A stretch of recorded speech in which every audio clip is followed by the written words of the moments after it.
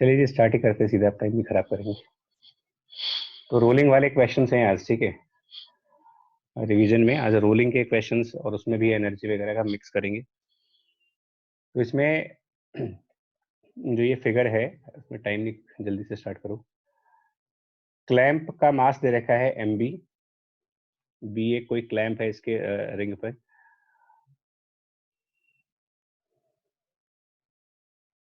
और थीटा की वैल्यू दे रखी है 90 डिग्री जब स्टार्ट हुआ था। मतलब फिगर पे मत जाना, फिगर में यहाँ थीटा दिखा रखा है, लेकिन क्वेश्चन में ये कह रहे हैं कि जब ये थीटा 90 था तब मोशन स्टार्ट हुआ है, और रोल्स विदाउट स्लाइडिंग। उसके अलावा दोनों के मासेस का रिलेशन गिवन है, तो अल्फा निकालने को बोल रहे हैं और horizontal vertical component point B के एक्सेलरेशन का निकालने को कह रहे हैं। क्या प्रोसेस लगाएंगे भाई, इसमें कोई आइडिया बताओ, है ना। क्या कंडीशन लगाई जाए इसमें, जैसा क्वेश्चन कह रहा हूँ उसके हिसाब से चलना हो तो क्या क्या क्या फॉलो करोगे इसमें, बताएंगे कोई। मतलब क्वेश्चन के हिसाब से जो वो बी वाला ऑब्जेक्ट है, क्वेश्चन के हिसाब से वो बिल्कुल 90 डिग्री के एंगल पर है। फिगर में तो वहां दिखाया है, बट एक्चुअल में बी वाला ऑब्जेक्ट यहाँ पर है। और जो हुप यानी कि रिंग है, हुप मतलब बेसिकली रिंग की बात कर रहे हैं, तो रिंग का मास उस ब्लॉक बी के मास का 3 टाइम्स है। मतलब यहाँ पर एक मास m अटैच किया और उसका ट्रिपल मास 3m मास हमारा रिंग के फॉर्म में है, जिसकी रेडियस r दे रखी है। और ये रोलिंग विदाउट स्लाइडिंग से स्टार्ट होने जा रहा है। क्वेश्चन में कहा गया है रोलिंग विदाउट स्लाइडिंग, तो इसमें अल्फा की वैल्यू निकालनी है कितनी होगी, और प्लस पॉइंट बी के एक्सेलरेशन की वैल्यू। तो देखिए कंसेप्ट ये होता है कि जब रोलिंग मोशन आप कर रहे होते हो, तो रोलिंग मोशन में बेसिकली इक्वेशंस लगाते हो, तो एक इक्वेशन आप ये लगाओगे F बराबर, मतलब समेशन ऑफ ऑल फोर्सेस बराबर mass into acceleration centre of मास का। वो रिजिड बॉडी में यही इक्वेशन ही है। और एक summation of torque equal to I multiplied by alpha का। तो फर्स्ट इक्वेशन में ऐसा सच कुछ बताने लायक नहीं है, बट सेकंड इक्वेशन में प्रॉब्लम सिर्फ यहाँ पर फंसती है बार बार, कि यहाँ पर टॉर्क वाली एक्सिस चूज करो। तो अगर ये डिसीजन आपका सही होगा, एक्सिस चूज करने का डिसीजन सही होगा, तो फिर आगे भी सही बैठेगा। बॉटम। हाँ, अब ये चॉइस हमारी होती है कि हम एक्सिस कौन सा चूज करेंगे इसमें से। तो ज्यादातर केसेस में ये कहा जाता है कि जब रोलिंग का क्वेश्चन आप कर रहे हो, रोलिंग मोशन का क्वेश्चन कर रहे हो, तो सेफर साइड पर एक्सिस आप हमेशा सेंटर ऑफ मास से चूज कर सकते हो, हमेशा ही। मतलब कोई एक्सेप्शनल केस नहीं है इसमें, सेफर साइड पर। हालांकि स्पेशल केस में हम बॉटम पॉइंट के अबाउट भी लगा सकते हैं, बट वैसे सेंटर ऑफ मास के अबाउट जनरलाइज कह सकते हो थ्योरी में, कि रोलिंग के किसी भी क्वेश्चन को करना है अगर, तो ये दो फॉर्मूले आपको समझ में आने चाहिए। तो फिलहाल तो मैं इसी प्रोसेस से दिखाऊंगा, बट इसके लिए फोर्सेस पहले ड्रॉ करेंगे। तो फोर्सेस जब ड्रॉ करेंगे, तो एक रिंग के सेंटर ऑफ मास पर उसका वेट 3 mg, एक पार्टिकल का वेट mg, दो फोर्सेस ग्रेविटी की वजह से, एक फोर्स नॉर्मल रिएक्शन का ग्राउंड की वजह से, और एक फ्रिक्शन का फोर्स भी आएगा। अब फ्रिक्शन की फोर्स किधर दिखाओगे, मतलब 3 mg की फोर्स यहाँ पर दिखा रहे हैं, mg की फोर्स ग्रेविटी की पार्टिकल के लिए दिखाएंगे, उसके अलावा ग्राउंड से लगने वाला नॉर्मल रिएक्शन फोर्स दिखाएंगे, और एक फ्रिक्शनल फोर्स भी दिखाओगे यहाँ पर। अब वो फ्रिक्शनल फोर्स किस तरफ दिखाएंगे, फॉरवर्ड साइड दिखाएं या फिर बैकवर्ड साइड पर दिखाएं, है ना। ये डाउट आता है। तो इस डाउट में स्टक नहीं होना है आपको। रोलिंग का क्वेश्चन कर रहे हो तो फ्रिक्शनल फॉरवर्ड जाना है कि बैकवर्ड जाना है, इसमें स्टक नहीं करना है। आप फॉरवर्ड बैकवर्ड में से जो भी एज्यूम कर रहे हैं एज्यूम कर लें। रोलिंग विदाउट स्लिपिंग की सबसे खास बात यही है कि फ्रिक्शन का डायरेक्शन फॉरवर्ड और बैकवर्ड में से कोई भी लेके सॉल्व करोगे, आपका आंसर मैच कर जाएगा, कोई भी लेके सॉल्व कर ले। तो हम यहाँ पर क्या कर रहे हैं, हम यहाँ पर फॉरवर्ड मान के चल रहे हैं, एज्यूम कर रहे हैं कि फ्रिक्शन फॉरवर्ड आएगा। मुझे नहीं पता सही है कि गलत है, बट फ्रिक्शन को मैंने फॉरवर्ड एज्यूम कर लिया है। मतलब इस चक्कर में नहीं फंसना है कि पहले हम लॉजिकली सोचेंगे कि फ्रिक्शन किधर आएगा। क्वेश्चन कर रहे हो आप, फॉरवर्ड बैकवर्ड मान करके स्टार्ट हो जाओ। तो हमारी फर्स्ट इक्वेशन बनाएंगे, पहली इक्वेशन और दूसरी इक्वेशन। पहले हम सेकंड वाली इक्वेशन ही बना लेते हैं, ज्यादा बेटर होती है, टॉर्क वाली इक्वेशन। तो पहले अल्फा कैलकुलेट करेंगे, इसके लिए टॉर्क यहाँ पर कैलकुलेट करेंगे about centre of mass. But question है कि सेंटर ऑफ मास किसका चूज करोगे, रिंग का या पार्टिकल का या दोनों का कंबाइंड। तो आंसर बनेगा, टॉर्क जब निकालेंगे तो about centre of mass of the combined system, क्योंकि दोनों एक साथ रोल कर रहे हैं यहाँ पर, अलग अलग नहीं है। और divided bye moment of inertia पूरे सिस्टम का। तो centre of mass of system की अगर हम बात करेंगे तो जो 3m मास है और ये जो m मास है, इनका कंबाइंड सेंटर ऑफ मास पहले निकालना होगा तुम्हें। ओवरऑल सेंटर ऑफ मास वो m सेंटर ऑफ मास वाले कंसेप्ट से, और ये सेंटर ऑफ मास जब आप कैलकुलेट करोगे तो इसकी लोकेशन रिंग के सेंटर से, इसकी लोकेशन रिंग के सेंटर से जो मिलेगी आपको, वो जो एक बार कैलकुलेट कर रहे हैं सेंटर ऑफ मास से, मैं आपको बता दे रहा हूँ, रिंग के सेंटर से इसकी लोकेशन r/4 डिस्टेंस पे मिलेगी और पार्टिकल वाले साइड से 3r/4 डिस्टेंस पे मिलेगी। तो जब हम टॉर्क निकालेंगे सिस्टम के सेंटर ऑफ मास के अबाउट, तो इनमें कई सारी फोर्सेस का टॉर्क आएगा। ध्यान से देखो अगर आप, तो क्योंकि जितनी भी फोर्सेस डायग्राम के अंदर दिखी हैं उसमें से कोई भी ऐसी फोर्स नहीं है जो सेंटर ऑफ मास से न सेंटर ऑफ मास से पास हो रही हो। तो हर एक फोर्स का टॉर्क आएगा। एक एक करके चलते हैं। पहले mg का टॉर्क, उसके पहले ये एनालाइज कर लें कि किनकी टॉर्क क्लॉकवाइज है और किनकी टॉर्क एंटी क्लॉकवाइज है। तो जो पार्टिकल का ग्रेविटी वाला फोर्स है उसका centre of mass of system के अबाउट क्लॉकवाइज टॉर्क, रिंग के 3 mg का सेंटर ऑफ मास के about anti clockwise torque, normal reaction force का क्लॉकवाइज टॉर्क और फ्रिक्शन का एंटी क्लॉकवाइज टॉर्क। ये एनालिसिस आपके ऊपर छोड़ी जा रही है कि ये डायरेक्शंस कैसे आएंगी। तो अगर हम सेंटर ऑफ मास के अबाउट टॉर्क निकाल रहे हैं तो mg जो पार्टिकल का फोर्स है उसका डिस्टेंस 3r/4 है क्लॉकवाइज डायरेक्शन में, प्लस और जो क्लॉकवाइज टॉर्क आएगा वो नॉर्मल रिएक्शन फोर्स से आ रहा है। तो नॉर्मल रिएक्शन फोर्स और सेंटर ऑफ मास से परपेंडिकुलर डिस्टेंस r/4, ये दो क्लॉकवाइज टॉर्क, और इसमें से एंटी क्लॉकवाइज को माइनस करके चल रहे हैं। मतलब कि मैं ये मान के चल रहा हूँ कि अल्फा क्लॉकवाइज आने वाला है, ये मैं मान के चल रहा हूँ। तो माइनस फ्रिक्शनल फोर्स की torque F into centre of मास से उसका डिस्टेंस r, और माइनस 3 mg और उसका सेंटर ऑफ मास से डिस्टेंस r/4, ये टोटल बनेगी टॉर्क। अब मोमेंट ऑफ इनर्शिया भी इसी सेंटर ऑफ मास के अबाउट, तो वो भी आपका जो आई सिस्टम होगा वो एक्चुअल में दो पार्ट्स में निकल के आएगा। एक रिंग का निकालेंगे अलग से और प्लस एक पार्टिकल का निकालेंगे अलग से। जो आई सिस्टम है वो equal to I of ring plus I of particle. तो पार्टिकल का moment of inertia m into उसका डिस्टेंस वहां से 3r/4 है उसका स्क्वायर कर देंगे। ये पार्टिकल के लिए केस में हो गया। रिंग के लिए पैरेलल एक्सिस थ्योरम लगाएंगे। रिंग के अपने सेंटर के about 3m into R square और plus parallel axis theorem 3m multiplied by r/4 का स्क्वायर। तो रिंग में यूजिंग पैरेलल एक्सिस थ्योरम निकालना पड़ेगा तुमको, और पार्टिकल का तो डायरेक्टली मोमेंट ऑफ इनर्शिया आ रहा है, उसमें कोई थ्योरम की जरूरत नहीं पड़ती, वो सीधा सीधा m इंटू आर स्क्वायर। अभी तुम्हें खुद समझ में आया होगा कि ये वर्किंग थोड़ी सी कॉम्प्लिकेटेड दिख रही है ना। मैंने जानबूझ करके सेंटर ऑफ मास के अबाउट सॉल्व करके दिखाया है आपको कि ऐसा नहीं है, मतलब सेंटर ऑफ मास के अबाउट सॉल्व करके आंसर्स तो आएंगे हमारे, लेकिन आप खुद देखो कि कितने सारे स्टेप्स बढ़ रहे हैं इसमें, कैलकुलेशंस कितनी हो रही हैं। और अभी अल्फा आएगा नहीं क्योंकि इसमें नॉर्मल अननोन है, इसके बारे में कुछ नहीं पता आपको। फ्रिक्शन अननोन है, इसके बारे में भी कुछ नहीं पता। तो ये जस्ट एक इक्वेशन बनी है, जस्ट एक इक्वेशन। ठीक है, इसको हम अपना फर्स्ट, हाँ जी बताएं। तो ये r/4 कैसे हमने कंसिडर करा कि ये COM सिस्टम का और ये पार्टिकल का ये जो है ये हमने r/4 कैसे कंसिडर करा?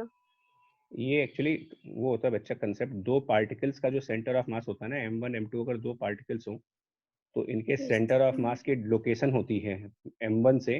अगर आप सेंटर ऑफ मास का डिस्टेंस निकालते हो तो ये m2 into D divided by m1 plus m2 होता है, ओके सर। और d इन दोनों के बीच का डिस्टेंस होता है पूरा। ये मतलब centre of mass of two particle, ये हमने कैलकुलेट नहीं करा है, ये मान के चल रहे थे कि ये आप शायद निकाल ले जाओगे आप लोग।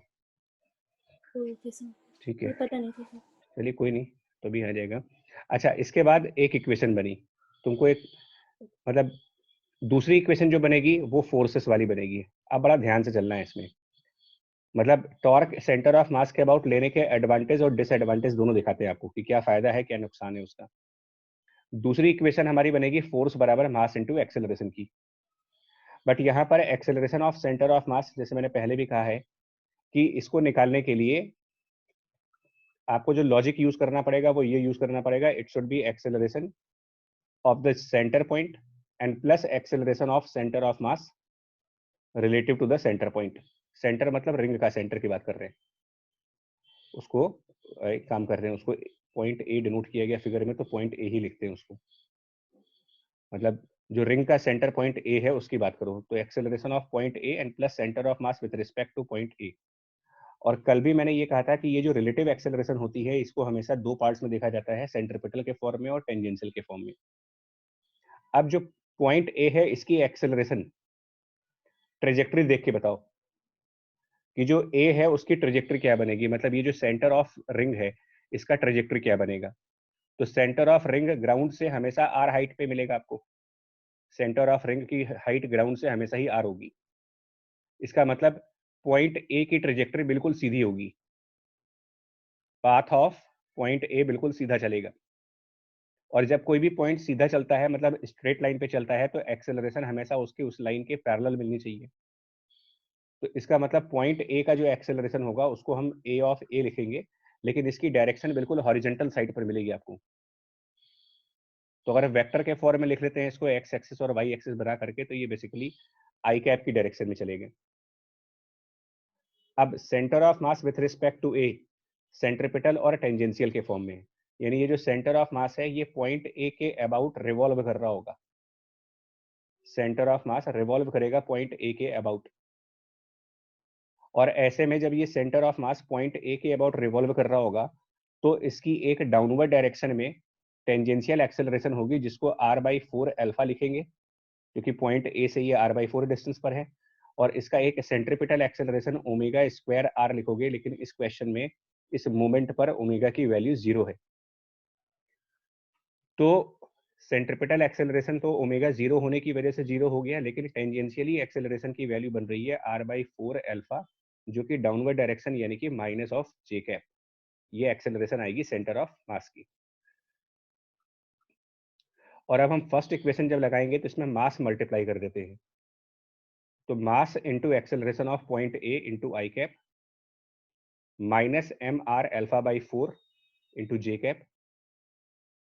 और अब ये टोटल फोर्स के बराबर होना चाहिए, और टोटल फोर्सेस को भी अगर वेक्टोरियल फॉर्म में लिखें तो normal reaction into J cap minus total gravity की फोर्स। टोटल ग्रेविटी की फोर्स यहाँ पर 4m है, तो 4m जी जे कैप, और एक फ्रिक्शन की फोर्स जो कि फॉरवर्ड डायरेक्शन में है यानी कि एफ आई कैप। अब इनमें से आई कैप और जे कैप के कंपोनेंट्स को अगर अलग अलग कंपेयर किए जाएं तो फ्रिक्शन की वैल्यू बन रही है इसमें mass multiplied by acceleration of point A, second equation बन गई इसको। और जे कैप के कंपोनेंट्स कंपेयर करोगे तो नॉर्मल की वैल्यू मतलब n माइनस 4mg की value equal to minus M R alpha by 4, ये आपकी थर्ड इक्वेशन बनी। इसके अलावा एक और इक्वेशन बनेगी रोलिंग विदाउट स्लिपिंग की कंडीशन। तो नो स्लिप कंडीशन लगाओगे, अगर रोलिंग विदाउट स्लिपिंग है तो उसकी भी अपनी एक कंडीशन आती है, और वो कंडीशन कहती है A equal to R alpha rolling without slipping के लिए। बट यहाँ पर कौन सा ए होगा, किसका एक्सेलरेशन होगा, यहाँ पर भी एक कंसेंट्रेशन, यहाँ पर भी कंसेप्चुअल पॉइंट है कि जब रोलिंग विदाउट स्लिपिंग में आप ए इक्वल टू आर अल्फा लिखते हो तो यहाँ पर एक्सेलरेशन कौन से पॉइंट के लिए होना चाहिए। क्या ये सेंटर ऑफ मास का एक्सेलरेशन होगा या फिर रिंग के सेंटर पॉइंट ए का एक्सेलरेशन होगा यहाँ पर। तो रोलिंग विदाउट स्लिपिंग में जो पॉइंट बिल्कुल स्ट्रेट लाइन मोशन कर रहा हो, ज्योमेट्रिकल सेंटर जिसको कह रहे हो, इसकी एक्सेलरेशन ध्यान रखिएगा कंस्ट्रेंट इक्वेशंस ज्योमेट्रिकल कंडीशन से आती हैं। तो ज्योमेट्रिकल कंडीशंस में पॉइंट ए जो होगा उसका उसका उसका स्ट्रेट लाइन पाथ हो रहा है, centre of mass straight line path पे नहीं चल रहा। यानी कि नो स्लिप कंडीशन में एक्सेलरेशन आप ज्योमेट्रिकल सेंटर पॉइंट ए का लिखोगे और इक्वल टू लिखोगे उसको आर इंटू अल्फा। कई सारे लोग यहाँ पर ये मानते हैं कि नो स्लिप का मतलब ए सी ओ एम बराबर आर अल्फा होता है, तो ये यूनिवर्सली ट्रू नहीं है। ये उन क्वेश्चंस में तो ट्रू होगा जहां पर कि सेंटर ऑफ मास और ज्योमेट्रिकल सेंटर सेम पॉइंट्स होंगे, वहां पर तो ए सेंटर ऑफ मास बराबर आर अल्फा बनेगा। But in general acceleration of geometrical center should be equal to radius multiplied by the angular acceleration alpha। ये हमारी चौथी इक्वेशन बनेगी। और हमारे पास टोटल वेरिएबल्स कितने हैं तो वो भी आपको बताते हैं। टोटल वेरिएबल्स 4 हैं। पॉइंट ए का एक्सेलरेशन अननोन है, अल्फा अननोन है, 2 ये अननोन्स हो गए, एक फ्रिक्शन अननोन है और एक नॉर्मल रिएक्शन अननोन है। तो कुल मिलाकर के ये 4 इक्वेशंस हैं। अभी तुमको डिफिकल्टी यहाँ पर समझ में आ गई होगी कि सेंटर ऑफ मास के अबाउट टॉर्क लेकर के हम किस मुसीबत में फंस चुके हैं। प्रॉब्लम समझ में आई कि ऐसे प्रॉब्लम क्या बनी हमारी, यस सर। है ना? मतलब क्वेश्चन सॉल्व होगा, लेकिन आप टाइम देखो, एफर्ट लगाओ, कितना लग रहा है हमें। तो इससे रियलाइज होता है कि यार कोई ऐसा मेथड होता है जिससे कि हमारा क्वेश्चन जल्दी सॉल्व हो जाता है, क्योंकि इससे सॉल्व तो हो रहा है, पर 4 इक्वेशंस बनाओ, फिर ये सब बातें दिमाग में रखो, और अभी इक्वेशंस ही बनी है, अभी सॉल्व भी नहीं हुआ यहाँ से, अभी तो इक्वेशंस ही बनी है सिर्फ। फिर इन चारों इक्वेशंस को आपस में मैनिपुलेट करोगे और आंसर्स लाओगे। तो इसी के लिए हम क्या कहते हैं, इसी के लिए हम लोगों ने आपसे क्लास 11th में भी कहा था, लेकिन तब हो सकता है ये बात तुम्हें ना समझ में आई हो, ये बात उस टाइम पर हो सकता है आपको माइंड में स्ट्राइक ना करी हो। तो उस समय हम लोगों ने कहा था कि प्योर रोलिंग में आप एक स्पेशल तरीका लगाओ। स्पेशल केस में आप क्या कर सकते हो, टॉर्क बॉटम पॉइंट के अबाउट चूज कर सकते हो, equals to moment of inertia about the bottom point, मतलब axis through bottom point into alpha, ये लगा सकते हो। लेकिन ये स्पेशल केस लगाने के लिए भी कंडीशंस थी। स्पेशल केस की भी 2 कंडीशंस बताई गई हैं। ये काम आप 2 ही कंडीशंस में करोगे। पहली condition, object uniform. First condition, या तो ऑब्जेक्ट यूनिफॉर्म हो। यूनिफॉर्म ऑब्जेक्ट का मतलब ये हुआ कि जो उसका ज्योमेट्रिकल सेंटर है और जो सेंटर ऑफ मास है वो सेम पॉइंट्स होने चाहिए। Geometrical centre must be centre of मास, ये यूनिफॉर्मिटी का मतलब है। और दूसरी कंडीशन ये है कि अगर वो ऑब्जेक्ट नॉन यूनिफॉर्म है, मतलब ज्योमेट्रिकल सेंटर सेंटर ऑफ मास से कोइंसाइड नहीं कर रहा अगर, देन उस कंडीशन में ओमेगा 0 होना चाहिए। बस ये 2 कंडीशंस हैं। पहली कंडीशन में ओमेगा पर कोई लिमिट नहीं लगाई जा रही है, यूनिफॉर्म ऑब्जेक्ट में ओमेगा रहे चाहे ना रहे फर्क नहीं पड़ता। अगर ऑब्जेक्ट यूनिफॉर्म है तो ठीक है, नॉन यूनिफॉर्म में सिर्फ उसी मोमेंट के लिए कर सकते हो जिस मोमेंट पर ओमेगा 0 होगा, अदरवाइज स्यूडो फोर्सेस का कंसेप्ट आता है इसमें फिर। तो अगर हम, और अच्छी बात यह है कि हमारे सिलेबस में इन 2 के बियॉन्ड जाते भी नहीं हम लोग, मतलब 12th स्टैंडर्ड के क्वेश्चंस में इनके बियॉन्ड कभी नहीं जाएंगे। तो अगर इसी क्वेश्चन को हम, आप देखो, अगर अपने स्पेशल मेथड से सॉल्व करना चाहते तो ये क्वेश्चन कितना छोटा था और कितनी जल्दी मेरा आंसर आता है। m मास साइड में लगा हुआ है और 3m मास ज्योमेट्रिकल सेंटर पे लगा हुआ था। फोर्सेस को जब दिखाएंगे तो यहाँ पर 3mg की फोर्सेस तो अभी दिखानी ही पड़ेंगी आपको, जैसे पहले दिखाएं वो यहाँ भी दिखानी पड़ेंगी। mg की फोर्स, उसके अलावा नॉर्मल रिएक्शन की फोर्स और फ्रिक्शनल फोर्स जो फॉरवर्ड माना था। लेकिन अब हम टॉर्क बॉटम पॉइंट के अबाउट चूज करेंगे, moment of inertia bottom point के अबाउट लगाएंगे इनटू अल्फा। तो इससे देखिए टॉर्क की इक्वेशन, जब आप बॉटम पॉइंट को अपना रेफरेंस बना रहे हो ना, तो कुछ ऐसी फोर्सेस हैं जो बॉटम से पास हो रही हैं इसमें। बॉटम पॉइंट के अबाउट टॉर्क लेने का एक एडवांटेज ये है कि कुछ फोर्सेस आपके डायग्राम में ऐसी हैं जो उसी पॉइंट बी से ही पास हो रही है, जिसमें 3mg वाली फोर्स है, नॉर्मल की फोर्स है और फ्रिक्शन की फोर्स है, ये तीनों का पॉइंट बी से पास हो रहे हैं। तो पॉइंट बी के लिए इकलौता फोर्स जो टॉर्क प्रोड्यूस कर सकता है वो है mg, और उसका पॉइंट बी से perpendicular distance radius equal to, अब मोमेंट ऑफ इनर्शिया भी पॉइंट बी के अबाउट निकालेंगे। तो पहले रिंग का कैलकुलेट कर लेते हैं। रिंग का अपने ज्योमेट्रिकल सेंटर के about 3m into R square और प्लस पैरेलल एक्सिस थ्योरम, क्योंकि आप कैलकुलेट पॉइंट बी के अबाउट करना चाह रहे हो, तो प्लस 3m इंटू रिंग के सेंटर से और पॉइंट बी के बीच में जो डिस्टेंस है उसका स्क्वायर आर स्क्वायर। तो ये आपका रिंग का हुआ by the parallel axis theorem. और प्लस जो पार्टिकल है उसका मोमेंट ऑफ इनर्शिया, तो पार्टिकल m है और पार्टिकल का बॉटम पॉइंट से जो डिस्टेंस है वो हम √2r कहेंगे और उसका स्क्वायर, दैट मीन्स कि यहाँ पर √2 इंटू आर का होल स्क्वायर। और अभी आप इंटू अल्फा। अब आप एडवांटेज देखो, डायरेक्टली अल्फा की वैल्यू मिल गई, बिना किसी कॉम्प्लिकेशन में गए हुए मेरे को अल्फा की वैल्यू यहाँ से मिल जाएगी, g/8r। और mg का टॉर्क बॉटम के अबाउट क्लॉकवाइज है, इसका मतलब अल्फा क्लॉकवाइज आएगा आपका। तो जो क्वेश्चन यहाँ पर ऐसा लग रहा था कि सॉल्व नहीं हो सकता, मतलब नंबर ऑफ इक्वेशंस के बीच में उलझ गए थे, वो क्वेश्चन यहाँ से मुश्किल से एक लाइन का था। टॉर्क अगर बॉटम पॉइंट के अबाउट लगाते तो डायरेक्टली अल्फा की वैल्यू g/8r के बराबर आ रही है। और मैं ये कहूंगा कि जरा इससे वेरीफाई करके देखना एक बार, अगर हिम्मत हो आप लोगों के अंदर तो ये 4 इक्वेशन सॉल्व करना, ठीक है, और देखना कि क्या अल्फा यहाँ से भी वही आंसर आ रहा है। और मेरा तो ये आएगा तो है ही है, मैं ये कहना चाह रहा हूँ कि अल्फा के लिए आप टॉर्क किसी भी पॉइंट के अबाउट लगाओगे आंसर आएगा। अब हॉरिजॉन्टल और वर्टिकल एक्सेलरेशन चाहिए पॉइंट बी के। इसके लिए फिर हम अपना प्रीवियस कंसेप्ट लगाएंगे कि मुझे अगर बी पॉइंट का एक्सेलरेशन निकालना है तो मेरे को सिर्फ एक कंसेप्ट पता है, और वो कंसेप्ट अच्छी तरीके से काम कर रहा है कि बी पॉइंट का एक्सेलरेशन निकालने के लिए एक्सेलरेशन में ए पॉइंट का और plus acceleration of point B relative to the point A point इसका सेंटर पॉइंट और बी पॉइंट ये जो मास है। तो पॉइंट ए का एक्सेलरेशन, पॉइंट ए की एक्सेलरेशन आप नो स्लिप की कंडीशन से ले आओ। पॉइंट ए की जो कंडीशन है वो नो स्लिप से आ जाएगी, इक्वल टू आर अल्फा है वो राइट साइड डायरेक्शन में हॉरिजॉन्टली। और दूसरे वाले की एक्सेलरेशन रिपीटेड बार बार हो चुका है, सेंट्रीपिटल और टेंजेंशियल फॉर्म से आएगी, जिसमें सेंट्रीपिटल 0 है क्योंकि ओमेगा 0 है यहाँ पर, तो सिर्फ टेंजेंशियल एक्सेलरेशन यानी कि आर अल्फा, और आर जो होगा वो ए और बी के बीच का डिस्टेंस होगा यानी कि टोटल आर इंटू अल्फा, और टेंजेंशियल एक्सेलरेशन बी पॉइंट की डाउनवर्ड आएगी। तो इसका मतलब horizontal acceleration of point B और vertical acceleration of point B, यही क्वेश्चन था मेरा, पॉइंट बी के हॉरिजॉन्टल वर्टिकल एक्सेलरेशंस, दोनों ही एक्सेलरेशंस आर अल्फा आ रहे हैं, हॉरिजॉन्टल वाला राइट साइड पर और वर्टिकल वाला डाउनवर्ड साइड पर। अल्फा की वैल्यू लिख देंगे, मतलब g/8 राइट साइड और g/8 डाउनवर्ड साइड पर।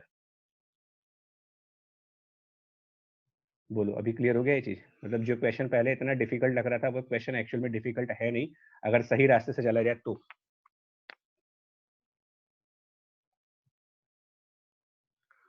बोले भाई ठीक है? Yes sir. Yes sir. मैंने जानबूझ करके ये सेंटर ऑफ मास वाला दिखाया था आपको, सिर्फ ये रियलाइज करने के लिए कि यार ये ठीक है, लेकिन कभी कभी ये बहुत कॉम्प्लिकेटेड हो जाता है। मतलब कभी कभी ऐसा हो जाता है कि बिल्कुल ये एक तो सॉल्व नहीं होगा और टाइम इतना लग जाएगा, क्या मतलब है इसको जाने का।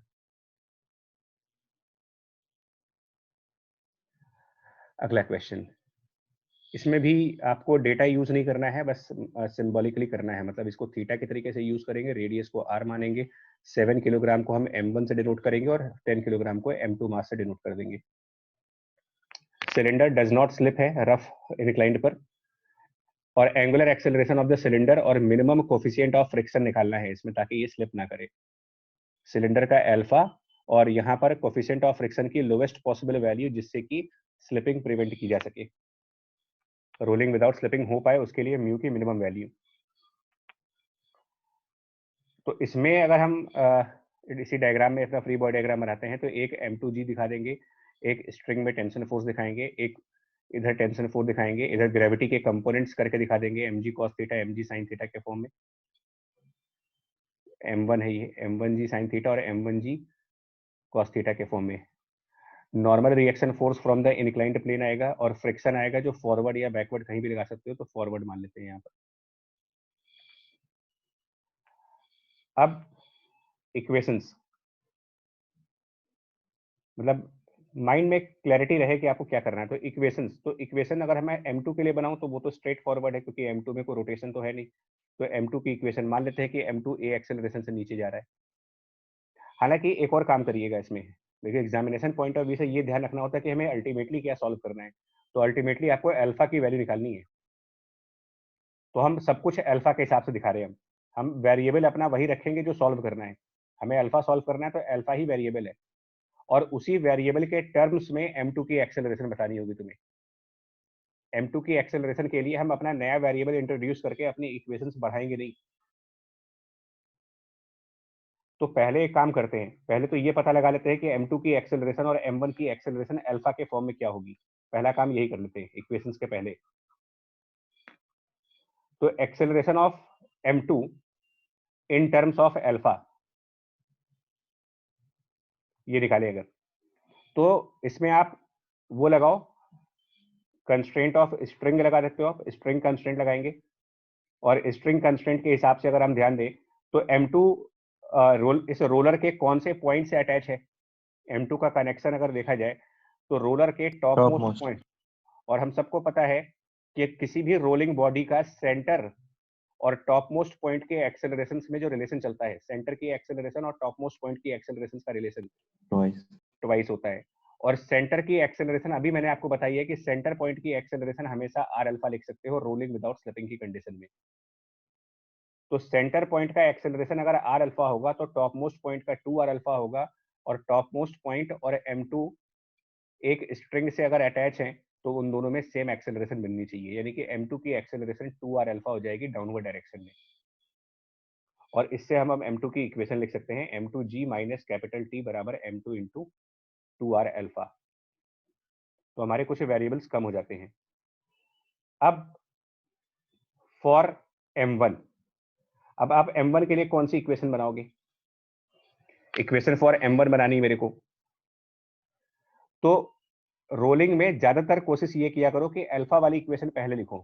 कोशिश ये किया करो, आप अल्फा निकाल सकते हो, अल्फा टॉर्क अपॉन आई से। अब फिर यहाँ पर तुमको एक डिसीजन लेना होगा कि किसके अबाउट टॉर्क चूज करोगे। सेंटर ऑफ मास के अबाउट चूज करना ज्यादा एडवांटेजियस है, या फिर इसके बॉटम पॉइंट के अबाउट चूज करने में ज्यादा फायदा मिलेगा आपको? तो अभी बॉटम।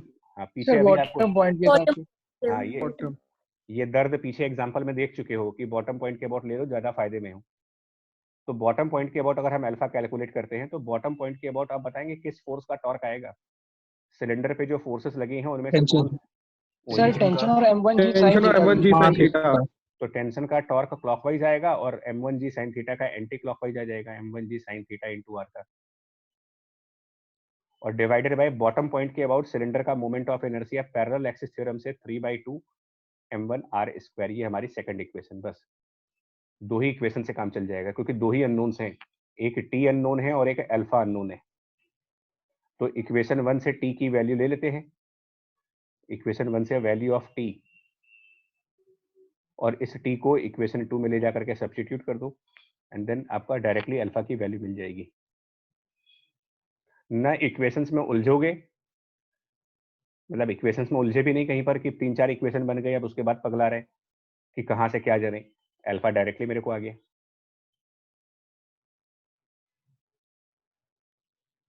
ठीक है जी, ये पार्ट समझ में आया अल्फा वाला?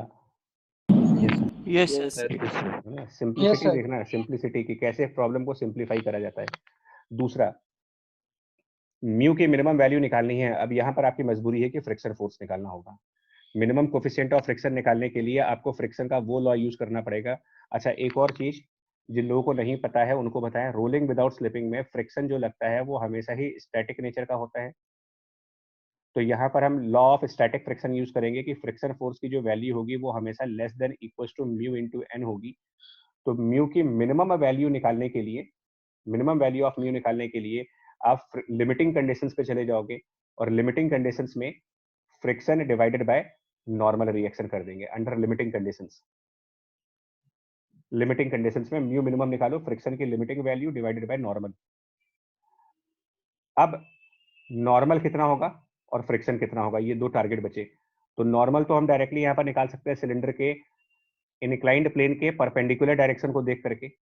इनक्लाइंड प्लेन के परपेंडिकुलर डायरेक्शन में सिलेंडर का कोई एक्सेलरेशन नहीं है, तो उस वजह से नॉर्मल की value m1g cos theta, no acceleration perpendicular to inclined plane. तो जिस डायरेक्शन में एक्सेलरेशन नहीं है उस डायरेक्शन की फोर्सेस को बैलेंस करोगे। और इनक्लाइंड प्लेन के पैरेलल, मतलब parallel to the inclined plane अगर देखोगे तो parallel to the inclined plane cylinder accelerate कर रहा होगा। तो क्या इक्वेशन होगी, और सिलेंडर का सेंटर कितनी एक्सेलरेशन से चल रहा होगा रोलिंग विदाउट स्लिपिंग का क्राइटेरिया फॉलो करते हुए? तो सेंटर ऑफ सिलेंडर यानी उसके सेंटर ऑफ मास की एक्सेलरेशन आर अल्फा।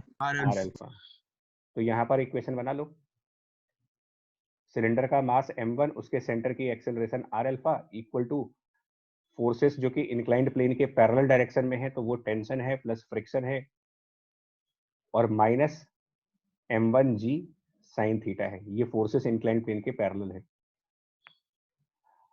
अब इसमें देखिए, जब अल्फा आ चुका होगा तो यहाँ से टी भी आ जाएगा। अल्फा और टी दोनों सॉल्व कर सकते हैं पहली दो इक्वेशन से, फर्स्ट टू इक्वेशन से टी और अल्फा निकल जाएंगे। तो जब टी और अल्फा फर्स्ट टू इक्वेशन से कैलकुलेट किए जा सकते हैं, तो क्या ये कह सकते हैं कि यहाँ से फ्रिक्शन भी कैलकुलेट हो जाएगा? अब अगर टी और अल्फा की के लिए इक्वेशन 1 इक्वेशन 2 को साइमल्टेनियसली सॉल्व करके सॉल्व हो सकता है, तो आगे हम फ्रिक्शन भी सॉल्व कर सकते हैं। यहाँ पर नॉर्मल ऑलरेडी आप m1g cos थीटा कह रहे हो,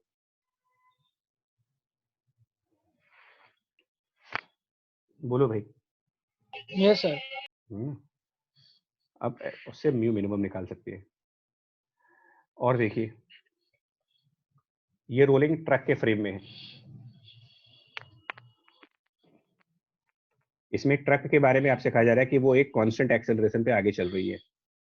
तो एक्सेलरेशन ऑफ ट्रक आपको दे रखा है ए, कांस्टेंट है वो। अब निकालना ये है, find the distance which the truck goes before the paper rolls off the edge. मतलब ये सिलेंडर रोल करके ट्रक से गिरेगा, तो जितनी देर में ये सिलेंडर ट्रक पर रोल करके पीछे आएगा और सिलेंडर से नीचे ट्रक से नीचे गिरेगा, उतनी देर में ये ट्रक कितना डिस्टेंस आगे चला गया होगा, ये सॉल्व करने को दिया गया है। डिस्प्लेसमेंट ऑफ ट्रक निकालना है during the time in which cylinder falls off the truck.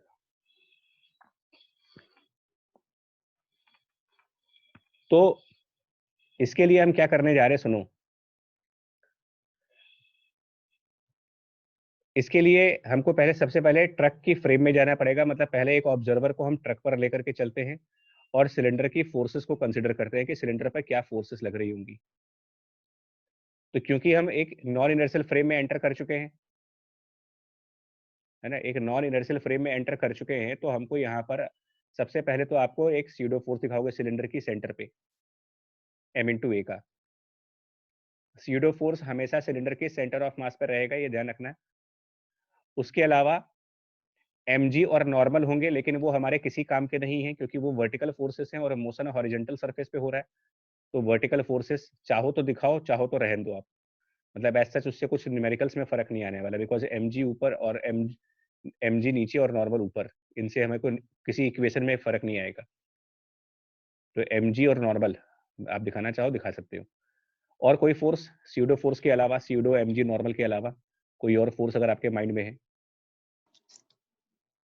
Friction. किधर फ्रिक्शन किधर सर, फॉरवर्ड डायरेक्शन में। कैसे मालूम?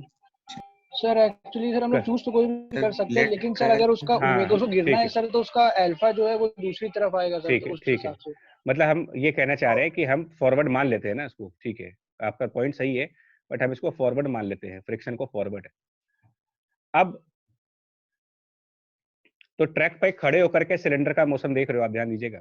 Motion of cylinder with respect to truck देखा जा रहा है। अब हम ट्रक का क्रॉस सेक्शनल व्यू ड्रॉ करते हैं, ट्रक का नहीं, सॉरी यार, सिलेंडर का क्रॉस सेक्शनल व्यू। तो हमारी फोर्सेस ये दिख रही हैं, सेंटर ऑफ मास पर ma वाली फोर्स और फॉरवर्ड डायरेक्शन की फ्रिक्शन की फोर्स। अब इसमें हम नॉर्मल mg को नहीं दिखाएंगे और हम ये मान के चल रहे हैं कि ये सिलेंडर बैकवर्ड रोल कर रहा होगा, ए ऑफ सिलेंडर, और इसमें अल्फा होगा कुछ। तो पहली equation pseudo force ma minus friction बराबर mass into acceleration of the centre of cylinder. दूसरी torque equal to I alpha वाली, torque equal to I alpha.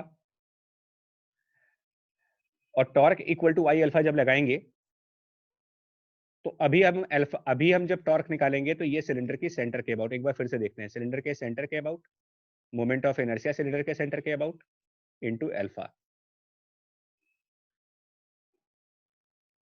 ठीक है, टॉर्क हमने निकाला है सेंटर के अबाउट, ध्यान देना अभी। और आज हम गलतियां करके सीखेंगे, मिस्टेक्स करके लर्न करेंगे कि अगर हम बॉटम के अबाउट लेते हैं तो क्या सही आता है कि नहीं आता है, और गलतियां सामने करेंगे और फिर आपको खुद ही समझ में आ जाएगा कि क्या करना चाहिए आगे से। तो सेंटर के अबाउट अगर हम टॉर्क निकालते हैं तो सिर्फ फ्रिक्शनल फोर्स का टॉर्क आएगा into R equal to centre के अबाउट सिलेंडर का moment of inertia mr² into alpha. अब एक पॉइंट मैं आपसे पूछना चाह रहा हूं, ये जो AC माना गया है, क्या ये सिलेंडर का एब्सोल्यूट एक्सेलरेशन है या फिर ये सिलेंडर का एक्सेलरेशन होगा relative to the truck? Sir relative to truck. Right, ये रिलेटिव टू ट्रक है, क्योंकि आपका ऑब्जर्वर ट्रक पे खड़ा होकर के सब कुछ देख रहा है, तो जो भी आप एक्सेलरेशंस कैलकुलेट कर रहे हो वो रिलेटिव टू ट्रक कैलकुलेट कर रहे हो। मतलब ये सिलेंडर की एब्सोल्यूट एक्सेलरेशन नहीं है, मतलब कि ग्राउंड पर जो पर्सन खड़ा होगा उसके लिए सिलेंडर का सेंटर का एक्सेलरेशन कुछ और है। और इनफैक्ट क्या है, देखो, अगर पूछा जाए कि acceleration of centre of mass of cylinder in ground frame पूछा जाए, अगर कि ग्राउंड फ्रेम से उसकी एक्सेलरेशन मान लो अगर पूछा ही गया होता क्वेश्चन में या कंसेप्चुअली, तो ये कितना होगा? तो यहाँ पर ये कंसेप्ट लगाओगे कि एक्सेलरेशन ऑफ सेंटर ऑफ मास अगर एब्सोल्युटली निकालना है आपको, तो एक्सेलरेशन ऑफ सेंटर ऑफ मास पहले तो विद रिस्पेक्ट टू ट्रक निकालते हैं और फिर जिस ट्रक की एक्सेलरेशन को उसमें ऐड कर देंगे, जो रिलेटिव का कंसेप्ट है। तो रिलेटिव वाला एक्सेलरेशन लेफ्ट साइड पर है और ट्रक वाला एक्सेलरेशन फॉरवर्ड साइड पर है। तो अगर हम फॉरवर्ड साइड को पॉजिटिव मानते हैं और लेफ्ट साइड को नेगेटिव मानते हैं ग्राउंड वाले पर्सन के रिस्पेक्ट में, ग्राउंड वाले पर्सन के हिसाब से, तो हम ट्रक वाली एक्सेलरेशन को पॉजिटिव लिख देंगे और रिलेटिव एक्सेलरेशन AC को बैकवर्ड कर देंगे, यानी ये सेंटर ऑफ मास की एब्सोल्यूट एक्सेलरेशन कहलाएगी, A माइनस AC। अगर क्वेश्चन पूछा जाए तो मैं बता रहा हूँ, सिर्फ एनालिसिस कर रहे हैं। अब जरा इनको सॉल्व करके देखते हैं यार कि AC और, अच्छा AC और अल्फा के बीच रिलेशन क्या बनेगा यहाँ पर। एक और 3 इक्वेशन चाहिए होंगी ना, एक इक्वेशन और। तो एक नो स्लिप यानी प्योर रोलिंग की कंडीशन, तीसरी इक्वेशन नो स्लिप वाली होगी। उसमें क्या करेंगे, आर अल्फा के बराबर क्या करेंगे? So R alpha minus AC is equals to A. अच्छा, अब इसमें सोच के बताओ आप क्या करेंगे, क्योंकि यहाँ पर 100% मैं मुझे बता रहा हूँ कि डाउट आते हैं। ये वो पॉइंट्स हैं जिसमें डाउट आते हैं माइंड के अंदर, उथल पुथल बसती है, पूरी टर्बुलेंस हो जाती है दिमाग के अंदर। एक बात बताओ, सिलेंडर का रोलिंग मोशन क्या ग्राउंड के ऊपर हो रहा है या ट्रक के ऊपर हो रहा है? ट्रक के ऊपर। ट्रक के ऊपर। तो आप अपना सारा ऑब्जर्वेशन इस ट्रक वाले पर्सन से पूछो ना, इसके हिसाब से सिलेंडर का सेंटर कितनी एक्सेलरेशन पे चल रहा है। ट्रक के रिलेटिव बात करिए, ट्रक के रिलेटिव तो वो AC से चल रहा है ना। तो रोलिंग विदाउट स्लिपिंग में AC की वैल्यू आर अल्फा होगी, इसमें ट्रक का एक्सेलरेशन कहीं से भी एंटर नहीं करेगा। मतलब अगर रोलिंग मोशन, अगर प्योर रोलिंग मोशन किसी ट्रक, ट्रेन या किसी भी मूविंग सरफेस के ऊपर है, रोलिंग मोशन अगर किसी भी मूवेबल सरफेस के ऊपर है, तो आप उस सरफेस के फ्रेम में जाकर के सेंटर की एक्सेलरेशन को इक्वल टू आर अल्फा के बराबर करेंगे, एब्सोल्यूट एक्सेलरेशन यूज नहीं करेंगे यहां पर।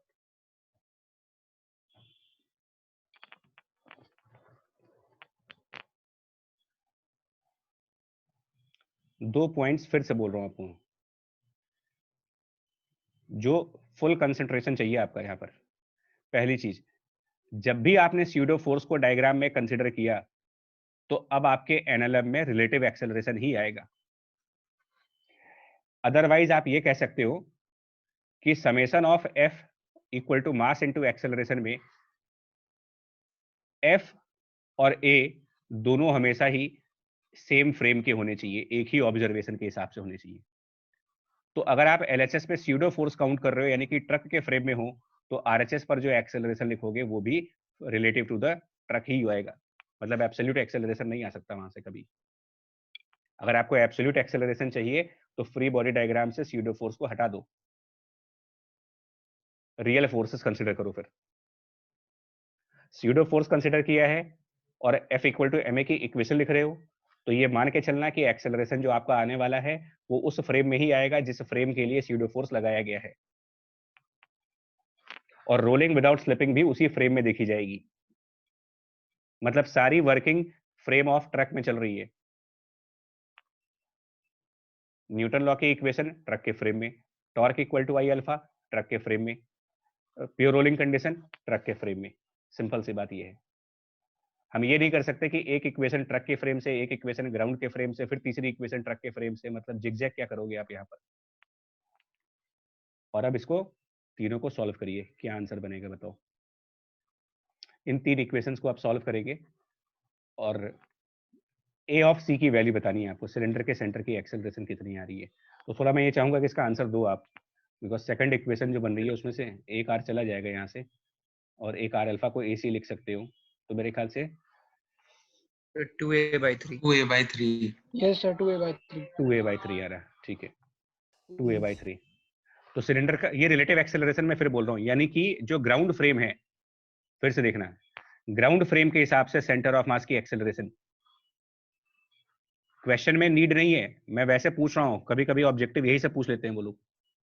तो ये आपका आंसर आएगा A/3 फॉरवर्ड डायरेक्शन में, यानी जमीन पे जो खड़ा इंसान है उसके लिए सिलेंडर का मोशन राइट साइड हो रहा है, ट्रक पे खड़े हुए इंसान के लिए सिलेंडर का मोशन लेफ्ट साइड हो रहा है। और अब टाइम को कैलकुलेट करेंगे तो इस सिलेंडर को कितना डिस्प्लेसमेंट करना पड़ेगा, डिस्प्लेसमेंट ऑफ सिलेंडर, ताकि ये गिरे इसके ऊपर से। सर डी डी डिस्टेंस, जब ये डी डिस्टेंस पीछे आएगा तो गिर जाएगा। तो displacement D equal to U T plus half A T square, जिसमें यू 0 हो जाएगा, हाफ यहाँ पर एक्सेलरेशन रिलेटिव का रखेंगे क्योंकि सारा मोशन हमारा ट्रक के रिस्पेक्ट में चल रहा है, इंटू टी स्क्वायर। यहाँ से टाइम कैलकुलेट कर सकते हैं कि टाइम की वैल्यू मिलेगी आपको 3 इंटू डी अपॉन ए स्क्वायर रूट में, और इतने टाइम के अंदर ट्रक ने कितना डिस्प्लेसमेंट किया होगा इन द सेम टाइम। तो displacement of truck in the same time, क्योंकि क्वेश्चन में वही चीज पूछी गई है लास्ट में, वो निकालने के लिए हाफ और ट्रक का एक्सेलरेशन ए और टाइम का स्क्वायर 3d बाई ए, यानी कि कुल मिलाकर के आपका जो आंसर है वो 1.5 डी के बराबर है कुल मिलाकर के, यानी ट्रक 1.5 डी आगे जाएगा होगा।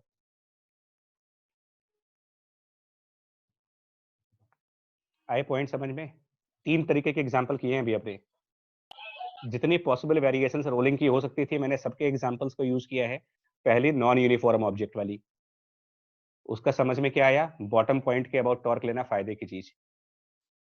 दूसरा कनेक्टेड बॉडीज, तो इसमें ये एग्जांपल दिया है कि अल्फा को वेरिएबल रखते हैं और अल्फा के फॉर्म में सबके एक्सेलरेशंस लिखे जा सकते हैं, तो हमारे नंबर ऑफ वेरिएबल्स कम रहते हैं और जल्दी सॉल्व हो जाता है।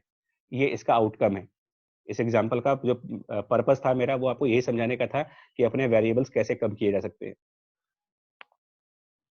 और तीसरा, अगर रोलिंग किसी ग्राउंड पे ना होकर के ट्रक के में हो रही है या किसी ट्रेन के अंदर हो रही है, मतलब किसी मूवेबल ऑब्जेक्ट पे हो रही है, तो आप उस मूवेबल ऑब्जेक्ट के फ्रेम में ही रोलिंग की सारी इक्वेशंस बनाओगे, चाहे वो न्यूटन लॉ की इक्वेशन हो, torque equal to I alpha की इक्वेशन हो, या फिर नो स्लिप की कंडीशन हो, तीनों को ही ट्रक के फ्रेम में।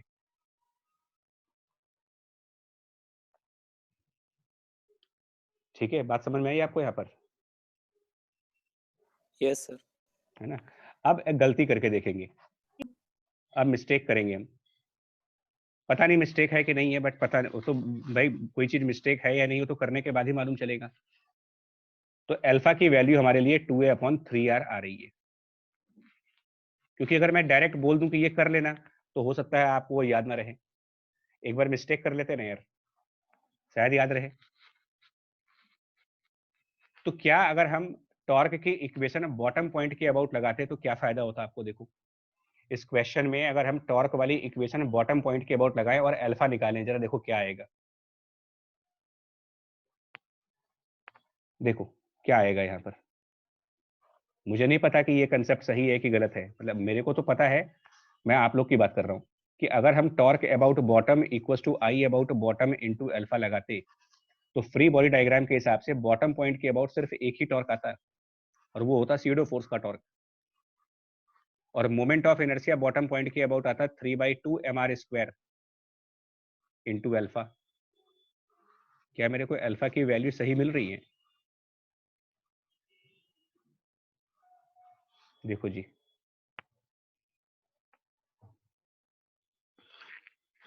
बोलो जी। यस तो ये ज्यादा फायदे की चीज नहीं हो गई, यस सर। क्योंकि Yes, ये sir. तो यूनिफॉर्म ऑब्जेक्ट था, बॉटम के अबाउट ले लीजिए टॉर्क, एक लाइन में अल्फा मिल जाता हमें। अल्फा मिलता सर तो अगर हम 7। लोग सर हाँ जी अगर हम लोग फ्रिक्शन की डायरेक्शन पीछे मान लेते तो क्या होता? तो बॉटम के अबाउट टॉर्क लेने में फ्रिक्शन की डायरेक्शन मैटर ही कहाँ कर रही है? नो सर, अगर हम लोग सीओएम के अबाउट निकालते। फ्रिक्शन को बैकवर्ड मान करके। हाँ सर। देखो तो आपके दो जगह फर्क पड़ते हैं ना, एक फर्स्ट इक्वेशन में -f की जगह +f हो जाता,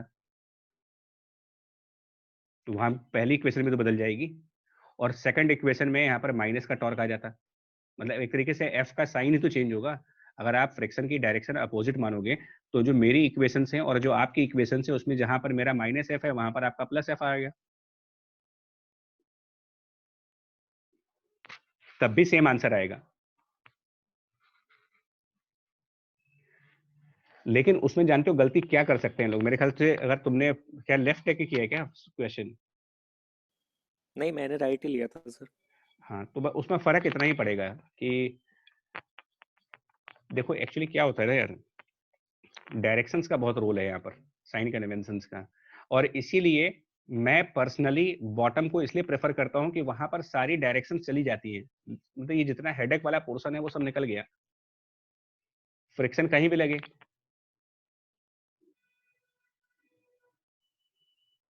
सर इसमें हम लोग गलती क्या कर सकते हैं सर, क्योंकि मैंने पहले पीछे ही लिया था सर। क्या चीज? सर वही फ्रिक्शन का डायरेक्शन। तो उससे भी तो आंसर आना चाहिए, नहीं आ रहा है। सर आंसर तो उससे आ रहा है सर, लेकिन अब आप कह रहे थे ना कि हम लोग कुछ गलती कर सकते नहीं, हैं। हम ये नहीं कह रहे कि हम देखो गलती ये हो सकती थी, मैं बता रहा हूँ गलती क्या होती है, मिस्टेक क्या होगी वो दिखा देता हूँ आपको।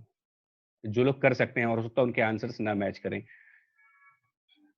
तो जैसे मान लो, सेकंड क्वेश्चन में माइनस नहीं लगते हैं।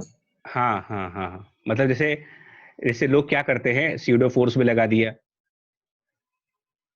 और फ्रिक्शन भी बैकवर्ड मान लिया, मान लेते हैं, ठीक है, और सिलेंडर का मोशन बैकवर्ड हो रहा है।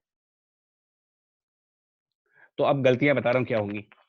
वो इक्वेशंस क्या बनाएंगे, ma प्लस एफ बराबर मास इंटू ए सी, बहुत अच्छी बात है। ए सी बराबर आर अल्फा, इसको पहले लिख लेते हैं। और तीसरी टॉर्क बराबर आई अल्फा, तो टॉर्क सेंटर के अबाउट, तो इसमें फ्रिक्शन का टॉर्क एफ इंटू आर बराबर आई अल्फा, यानी कि M R square by 2 alpha. तो यहाँ पर गलती हो चुकी है, यहाँ पर एक गलती हो गई है। जानते हो गलती कहाँ पर हुई है? सर एक माइनस साइन आएगा क्योंकि माइनस एसी और एफ होगा। का डायरेक्शन उल्टा हो जाएगा सर। एक बार बताइए, इस हाँ इस फ्रिक्शन की डायरेक्शन से जो टॉर्क आएगा वो तो क्लॉकवाइज आएगा, और अल्फा किस तरफ होना चाहिए? अगर ये प्योर रोलिंग कर रहा है और सिलेंडर लेफ्ट साइड पर ट्रांसलेट कर रहा है, तो अल्फा क्लॉकवाइज होना चाहिए कि एंटी क्लॉकवाइज होना चाहिए? अगर सिलेंडर का मोशन लेफ्ट साइड सर है एंटी क्लॉकवाइज। Anti clockwise. तो ये गलती होती है इसमें जल्दीबाजी में, कि आप लेफ्ट हैंड साइड पे जो टॉर्क लिख रहे हो वो तो आपका क्लॉकवाइज है, और राइट हैंड साइड पे जो अल्फा लिख रहे हो वो एंटी क्लॉकवाइज है। तो एक clockwise value anti clockwise value के बराबर कैसे हो जाएगी, अनलेस आप इसमें एक माइनस को इंट्रोड्यूस ना करें। तो लोग जब डायरेक्शंस को ओवरलुक कर जाते हैं ना और सिर्फ जल्दी जल्दी में इक्वेशंस बनाते हैं, तो ये सब गलतियां होती हैं, कि हमने सेंस को देखा नहीं कि कौन क्लॉकवाइज है कौन एंटी क्लॉकवाइज है, और बिना कुछ देखे बस इतना पता है कि टॉर्क बराबर आई अल्फा, और चालू हो गए उसमें। तो ये कुछ एरर्स हो सकती हैं, और इनसे ही सेफली निकल सकते हो। इनसे सेफ तरीके से निकलने का जो रास्ता है वो यही है कि आप बॉटम के अबाउट प्रेफर करना करो टॉर्क को, तो ये लफड़ा ही खत्म हो जाता है कि फ्रिक्शन है किधर। साइन कन्वेंशन का प्रॉब्लम खत्म, सब कुछ खत्म। इसके एडवांटेजेस ये हैं।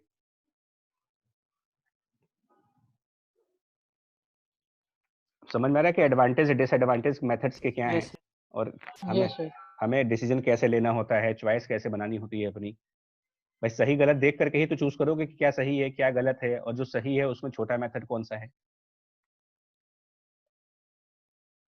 और क्वेश्चन देखिए, ये थोड़ा सा रिलेटिवली आसान क्वेश्चन है, मेंस स्टैंडर्ड का है।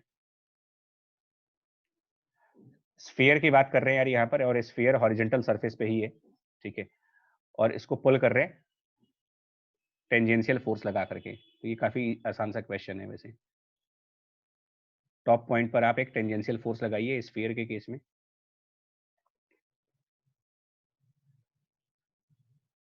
लेकिन स्फीयर ना स्मूथ सरफेस पे है, इसका ध्यान देना, फ्रिक्शन नहीं है यहाँ पर, म्यू 0 है। बताओ जी, distance travelled by the sphere during the time it makes one full rotation. अब बताओ, थोड़ा सा आइडिया दो यार, क्या करेंगे? मतलब कुछ कुछ तो आप लोग भी शेयर करो ना कि अपने विचार। सर इसमें कुछ करना नहीं है, एफ बाय एम एक्सलेशन हो जाएगा इसका। चलिए, तो एक्सेलरेशन इसके सेंटर का आएगा वो, है ना, न्यूटन लॉ से। तो एफ बाई एम, उसके बाद क्या करें, डिस्टेंस निकालना ना आपको। तो एस बराबर U T plus half A T square, यानी half F by M T square. अब टाइम कैसे निकालोगे, कितनी देर में वो एक रोटेशन करेगा? सर अगर हाँ। हम लोग इसको ऊपर वाले पॉइंट के हिसाब से ले लें जहाँ पे एफ लग रहा है, और सर फिर उसके वापस उस पोजीशन पे आने को तो फुल रोटेशन करेंगे सर, तो उसके हिसाब से अगर मोशन एनालाइज करें।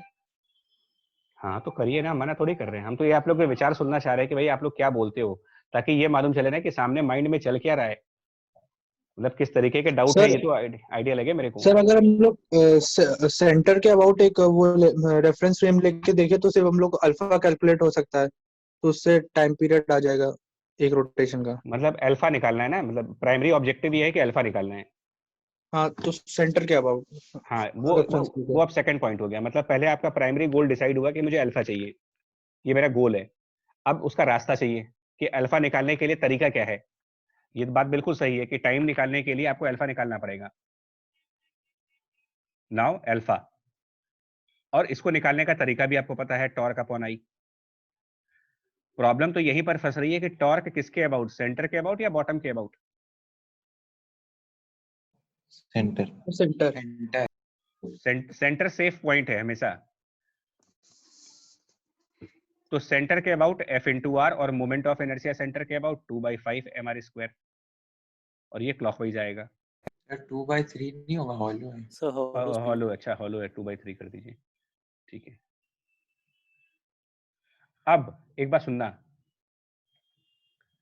अभी आप कहोगे कि यार अभी तक तो हम बॉटम के अबाउट ले रहे थे, तो हम यहाँ भी बॉटम के अबाउट लेते हैं, तो हमने कल ले लो भैया बॉटम के अबाउट भी टॉर्क लेके देख लो।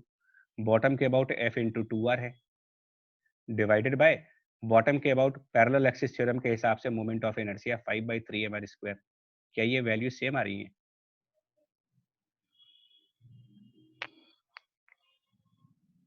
क्वेश्चन में गिवन नहीं सर, प्योर रोलिंग है तो कैसे?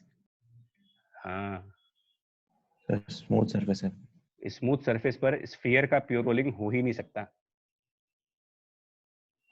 तो होता तो है सर। नहीं हो सकता, स्मूथ सरफेस फोर्स लगाया हुआ है, अंडर द फोर्स नहीं हो सकता। कांस्टेंट वेलोसिटी से तो हो सकता है, लेकिन फोर्स लगा करके एक्सेलरेटेड रोलिंग नहीं कर सकते आप हॉरिजॉन्टल सरफेस पर। इसीलिए यहां पर बॉटम के अबाउट 100% रॉन्ग स्टेटमेंट है, क्योंकि बॉटम वाली कंडीशन जो मैंने, इसीलिए उसको स्पेशल केस का नाम दिया था मैंने, वो जनरलाइज नहीं है। यहाँ पे जो थ्योरी है उसके लिए पहली बात तो आपको ये कंफर्म होना चाहिए कि ये प्योर रोलिंग है, ये कंफर्म हो, और उसके बाद की दो कंडीशन है। इस क्वेश्चन में कहीं से भी ये कंफर्म नहीं है कि रोलिंग विदाउट स्लिपिंग हो रही है। तो सेफर साइड क्या है? सेंटर।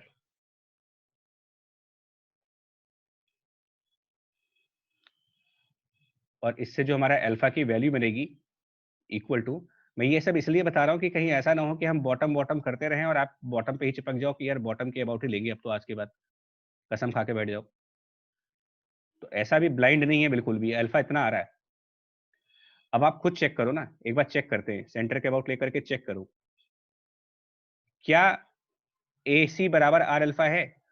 चेक करके देखो, AC की वैल्यू F/m है फॉरवर्ड डायरेक्शन में, क्या आर अल्फा उतना ही है?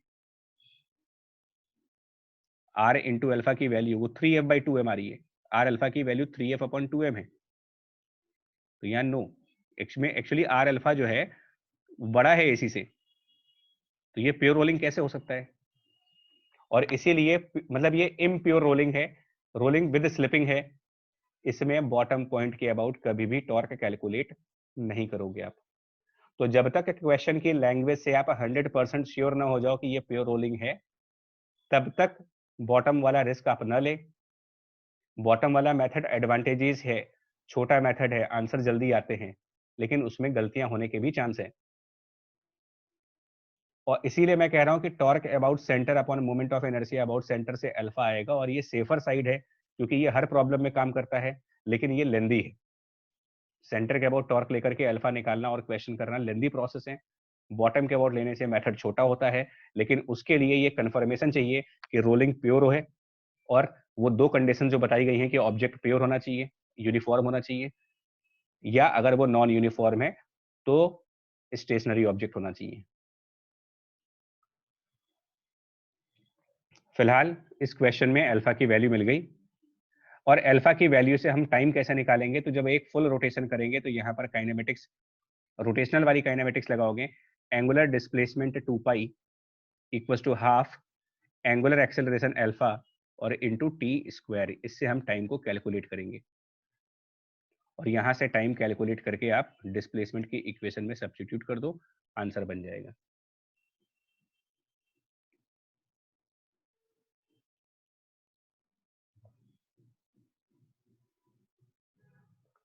हो गया पॉइंट। चौथा कंसेप्ट समझ में आया कि इम्प्योर रोलिंग में बॉटम के अबाउट टॉर्क नहीं लेते।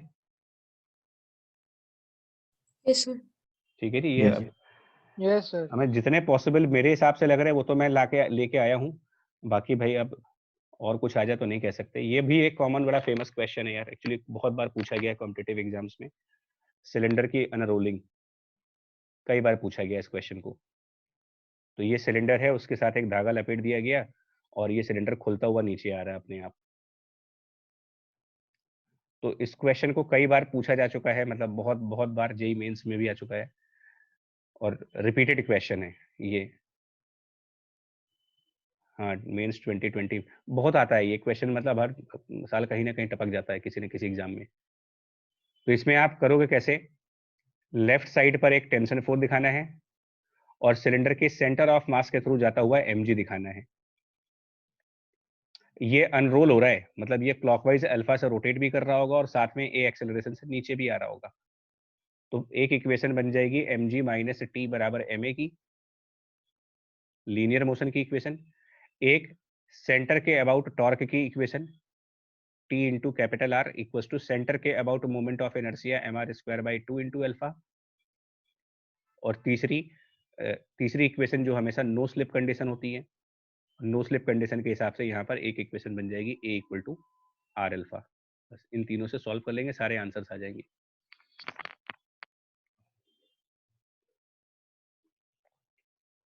ये कॉमन क्वेश्चन था इसलिए इसको टेकअप किया है, जेईई मेन 2020 में भी आया था ये क्वेश्चन।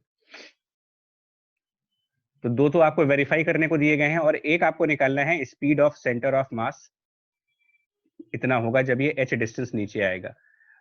तो और आगे ये लिखा है कि इसको एनर्जी मेथड से करूं, मतलब अगर ये इसका सेंटर, इसका जो सेंटर है अगर वो h डिस्टेंस नीचे जाता है तो आप एनर्जी मेथड से स्पीड कैसे लाओगे, speed by method of energy कैसे लाएंगे यार बताओ। अगर ये चीज h डिस्टेंस नीचे गिरी तो हम कंसेप्ट ये लगा सकते हैं, लॉस इन पोटेंशियल एनर्जी बराबर gain in kinetic energy. Potential energy loss हो जाएगी h डिस्टेंस गिरने के बाद mgh, और काइनेटिक एनर्जी यहाँ किस फॉर्म में है, ट्रांसलेटरी की फॉर्म में है। ट्रांसलेशन। हाँ, तो काइनेटिक एनर्जी के दो फॉर्म है, एक translatory form half mv square और एक rotational form half i omega square. और नो स्लिप कंडीशन के हिसाब से v equal to R omega, तो डायरेक्टली एनर्जी मेथड से स्पीड आ जाएगा। मतलब यहाँ पर मेरा आपको मतलब मैसेज ये है कि स्पीड का कैलकुलेशन एनर्जी मेथड से ही करा करो, ज्यादा फायदे की चीज है। स्पीड कैलकुलेट करने के लिए हमको न्यूटन लॉ और इक्वेशंस में जाने की जरूरत नहीं है।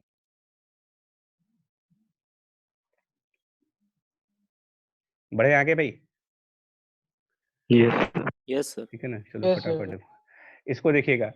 ये भी बेसिक क्वेश्चन है, ये भी बेसिक है, लेकिन ये बेसिक क्वेश्चन इसलिए उठाए हैं मैंने कि आपको ऐसा ना लगे कि सब कुछ सिर्फ हाई लेवल की चीजें हो रही है, बेसिक्स भी है, जो रिपीटेड क्वेश्चन है उनको यूज किया है मैंने। तो इसमें हॉलो स्फीयर है release from the top of the inclined plain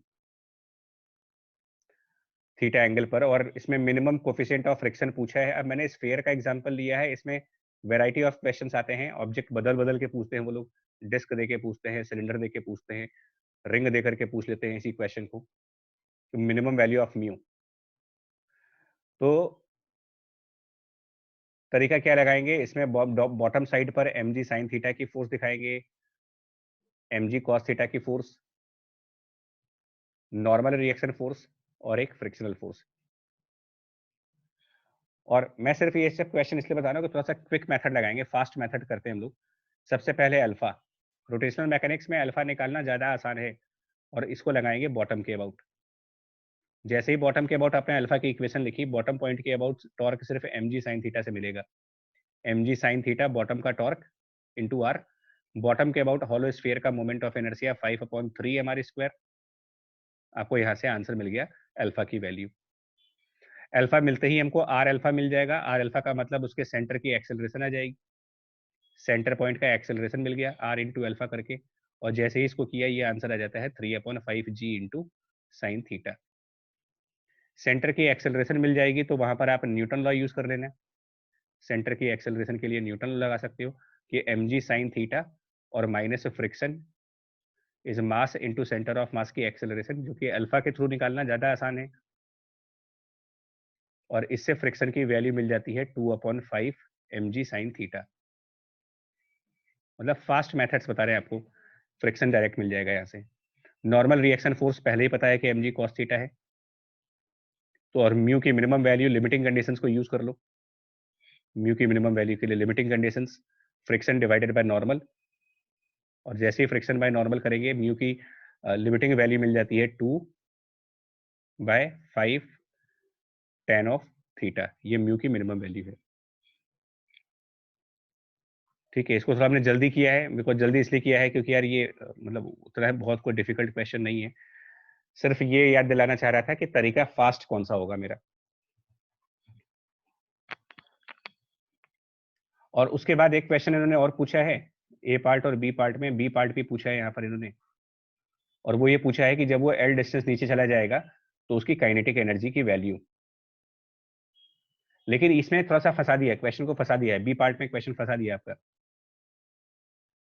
B part में काइनेटिक एनर्जी निकालनी है एल डिस्टेंस नीचे जा करके, लेकिन तब जब coefficient of friction half the value calculated है, मतलब कि फ्रिक्शन अगर इनसफिशिएंट होगा तो प्रोसेस क्या लगाओगे।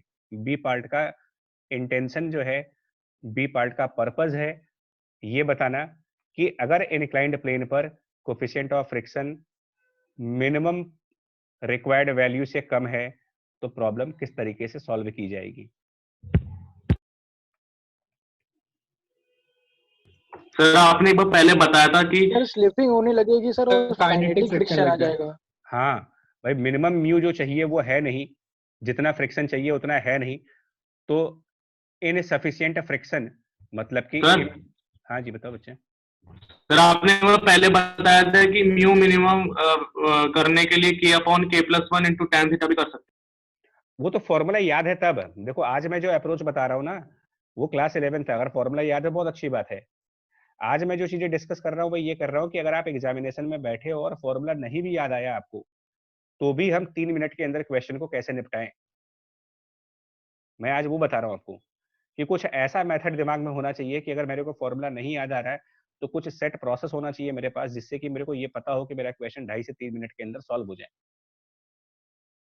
ठीक है बच्चे, हम आज लिस्ट ऑफ फॉर्मूला देने नहीं चाह रहे हैं आपको, मैं जानबूझ करके लिस्ट ऑफ फॉर्मूले को हटा दिया है कि मैं यही रियलाइज कराने की कोशिश कर रहा हूँ टोटल 6 से 7 फॉर्मूलों में पूरी रोटेशनल मैकेनिक्स को निपटाया जा सकता है। वो आप जो बोल रहे हो वो सही बोल रहे हो। तो अब इस क्वेश्चन में कह रहे हैं कि जो म्यू है वो 1/5 g tan थीटा है, जो कि इनसफिशिएंट है। तो इनसफिशिएंट फ्रिक्शन के साथ जब रोलिंग मोशन को डील करोगे आप, तो ये प्योर रोलिंग नहीं हो सकता।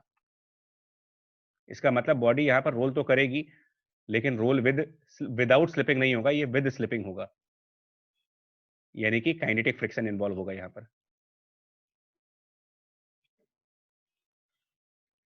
और इसमें एक चीज बता दें, जब काइनेटिक फ्रिक्शन लगा तो आप गलती से भी ये रिलेशन फॉलो नहीं कर सकते AC equal to R alpha, ये इम्प्योर रोलिंग के एक टाइम पर कभी नहीं काम करता। तो अब हमारी क्वेश्चंस में क्या हो गया है, mg component mg sine theta, mg का दूसरा component mg cos theta, normal as usual, और फ्रिक्शन जो कि काइनेटिक है। तो क्योंकि ये काइनेटिक है तो अब आप इसको बड़े आराम से म्यू इंटू नॉर्मल कर सकते हो, क्योंकि ये फ्रिक्शन अब काइनेटिक वाला लग रहा है। काइनेटिक फ्रिक्शन को हम म्यू इंटू एन ही लिखते हैं। स्टैटिक फ्रिक्शन की limiting value mu into N होती है, काइनेटिक की कोई लिमिटिंग वैल्यू तो होती नहीं है, एक ही वैल्यू होती है म्यू इंटू एन। और अब इससे हम निकालेंगे पहले तो कि इसके सेंटर का एक्सेलरेशन क्या है, AC निकालेंगे फिर अल्फा निकालेंगे, दोनों चीजें। तो पहले AC सॉल्व करेंगे न्यूटन लॉ से फोर्स अपॉन मास करके, तो mg साइन थीटा का फोर्स और उसके अपोजिट में फ्रिक्शन का force mu into normal, normal mg cos theta है और डिवाइडेड बाय मास। इसमें म्यू को सब्स्टिट्यूट करेंगे 1/5 g tan थीटा से, और जैसे ही ये सब कुछ करोगे तो आपका एक्सेलरेशन आ जाएगा यहाँ पर 4/5 g साइन थीटा। चेक कर लेना, मैं बहुत जल्दी में कैलकुलेशंस कर रहा हूँ। एक्सेलरेशन ऑफ सेंटर, मैं फिर वार्निंग दे रहा हूँ, आप यहाँ पर ये यूज ना करना, do not use AC equal to R alpha इस केस में, क्योंकि फ्रिक्शन प्रॉपर नहीं है, रोलिंग स्लिपिंग के साथ हो रही है, तो AC equal to R alpha नहीं लगाओगे। उसके अलावा alpha equal to torque upon bottom upon I upon bottom, ये भी नहीं यूज करना है तुम्हें, इसको भी नहीं यूज करना, क्योंकि ये प्योर रोलिंग नहीं है। तो ये दो गलतियां नहीं करनी इसके अंदर। तो इसके अंदर क्या करना है, अल्फा बराबर टॉर्क सेंटर के about upon moment of inertia centre के अबाउट, यानी कि अल्फा इक्वल टू सेंटर के अबाउट टॉर्क निकालेंगे। तो सेंटर के अबाउट सिर्फ म्यू इंटू एन का टॉर्क आएगा, म्यू एन इंटू आर, और सेंटर के अबाउट हॉलो स्फीयर का moment of inertia 2/3 m r square, इसमें एन को फिर रिप्लेस कर देंगे। तो म्यू 1/5 m जी, म्यू जो है 1/5 tan थीटा है। म्यू में जी भी था क्या, जी कहाँ से आ गया म्यू में, जी नहीं है, ये जी नहीं होगा यार, यहाँ गलती लिखा हुआ है। 1/5 tan theta normal M G cos theta into R division में 2/3 mr स्क्वायर, और अल्फा की वैल्यू मिल जाएगी आपको एंटी क्लॉकवाइज डायरेक्शन में। तो एम उड़ा देते हैं, आर चला गया एक, साइन बाई कॉस से साइन कॉस चला गया, कुल मिला करके ये जो वैल्यू बनेगी 3/10, बोलो भैया, 3/10 G sine theta upon by R. By R. अब काइनेटिक एनर्जी निकालनी है। जब ये एल डिस्टेंस नीचे आ चुका है, तो एल डिस्टेंस नीचे आने पर काइनेटिक एनर्जी, एक और काम नहीं करना आपको, do not use conservation of energy. जितनी गलतियां, ये सब कुछ नहीं हो पाएगा आपके यहाँ पर, मतलब रोलिंग अगर स्लिपिंग के साथ हो गई तो आप समझ लो कि लाइफ बर्बाद हो गई। अब रोलिंग में अगर स्लिपिंग आ गया ना, तो जितने भी छोटे छोटे मेथड्स हैं वो सब गायब हो गए। तो अब आप काइनेटिक एनर्जी निकालने के लिए क्या कर सकते हो, काइनेटिक एनर्जी निकालने के लिए translatory half M V square और plus rotational half moment of inertia centre of mass वाला और इनटू ओमेगा स्क्वायर। वी निकालने के लिए क्या करेंगे, तो वी स्क्वायर हम काइनेमेटिक से निकाल सकते हैं, you square plus 2a into displacement से, जिसमें यू की वैल्यू 0 है। ओमेगा निकालने से पहले टाइम कैलकुलेट करना पड़ेगा। डिस्प्लेसमेंट एल बराबर हाफ ए टी स्क्वायर से पहले आपको टाइम निकालना पड़ेगा, और टाइम निकाल के फिर ओमेगा की वैल्यू निकालनी पड़ेगी, omega initial plus alpha into T करके, जिसमें ओमेगा इनिशियल 0 है, और तब कहीं जाकर के आप काइनेटिक एनर्जी को कैलकुलेट कर पाओगे।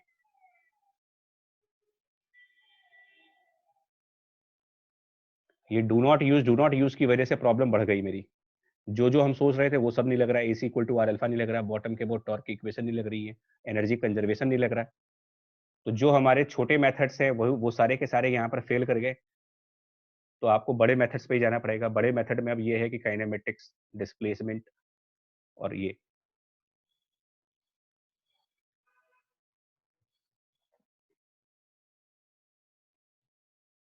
आ गया प्रोसेस समझ में ये भी, कि सफिशिएंट फ्रिक्शन और इनसफिशिएंट फ्रिक्शंस में सफिशिएंट फ्रिक्शन कितना अच्छा था, एक लाइन का क्वेश्चन, और इनसफिशिएंट फ्रिक्शन उतना ही गंदा है। एक क्वेश्चन को सॉल्व करने के लिए आपको सिर्फ काइनेमेटिक्स की हेल्प लेनी पड़ रही है।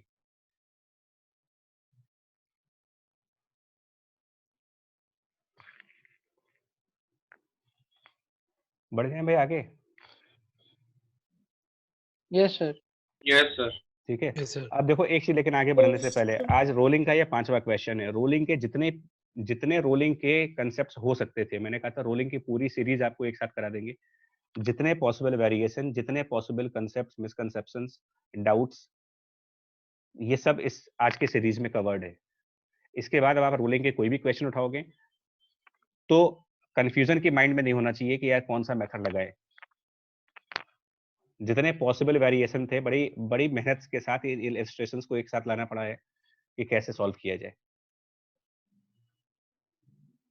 अंबर जी, एनर्जी कंजर्वेशन इसलिए नहीं लगा सकते कि काइनेटिक फ्रिक्शन में हमेशा ही एनर्जी डिसिपेट होती है। काइनेटिक फ्रिक्शन का मतलब बॉटम पॉइंट का मोशन हो रहा है, बॉटम पॉइंट स्टेशनरी पॉइंट नहीं है यहाँ पर। यानी कि फ्रिक्शन एक ऐसे पॉइंट पर एक्ट कर रहा है जिसका डिस्प्लेसमेंट है, bottom point sir 0 friction velocity. का वर्क आ जाएगा। हाँ, और काइनेटिक फ्रिक्शन अगर वर्क करने लगता है तो सिस्टम की एनर्जी हमेशा लॉस होती है।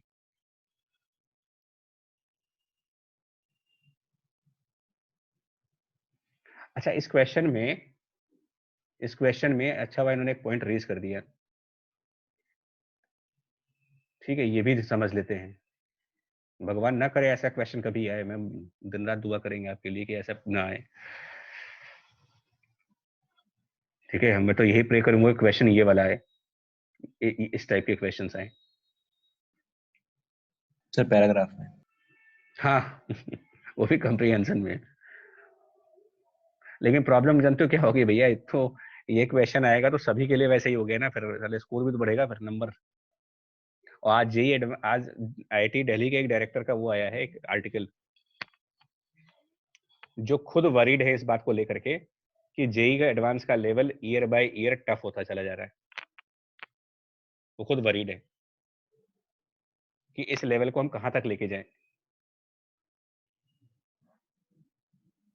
अब या तो उनके अपने बच्चे का नहीं निकला होगा, हो सकता है इसलिए वरीड है, या फिर जेन्युइनली वो कंट्री के लिए सोच रहे हैं, कभी कभी ये भी होता है। सर पहला वाली चीज होनी चाहिए, दूसरे की पॉसिबिलिटी कम है बहुत।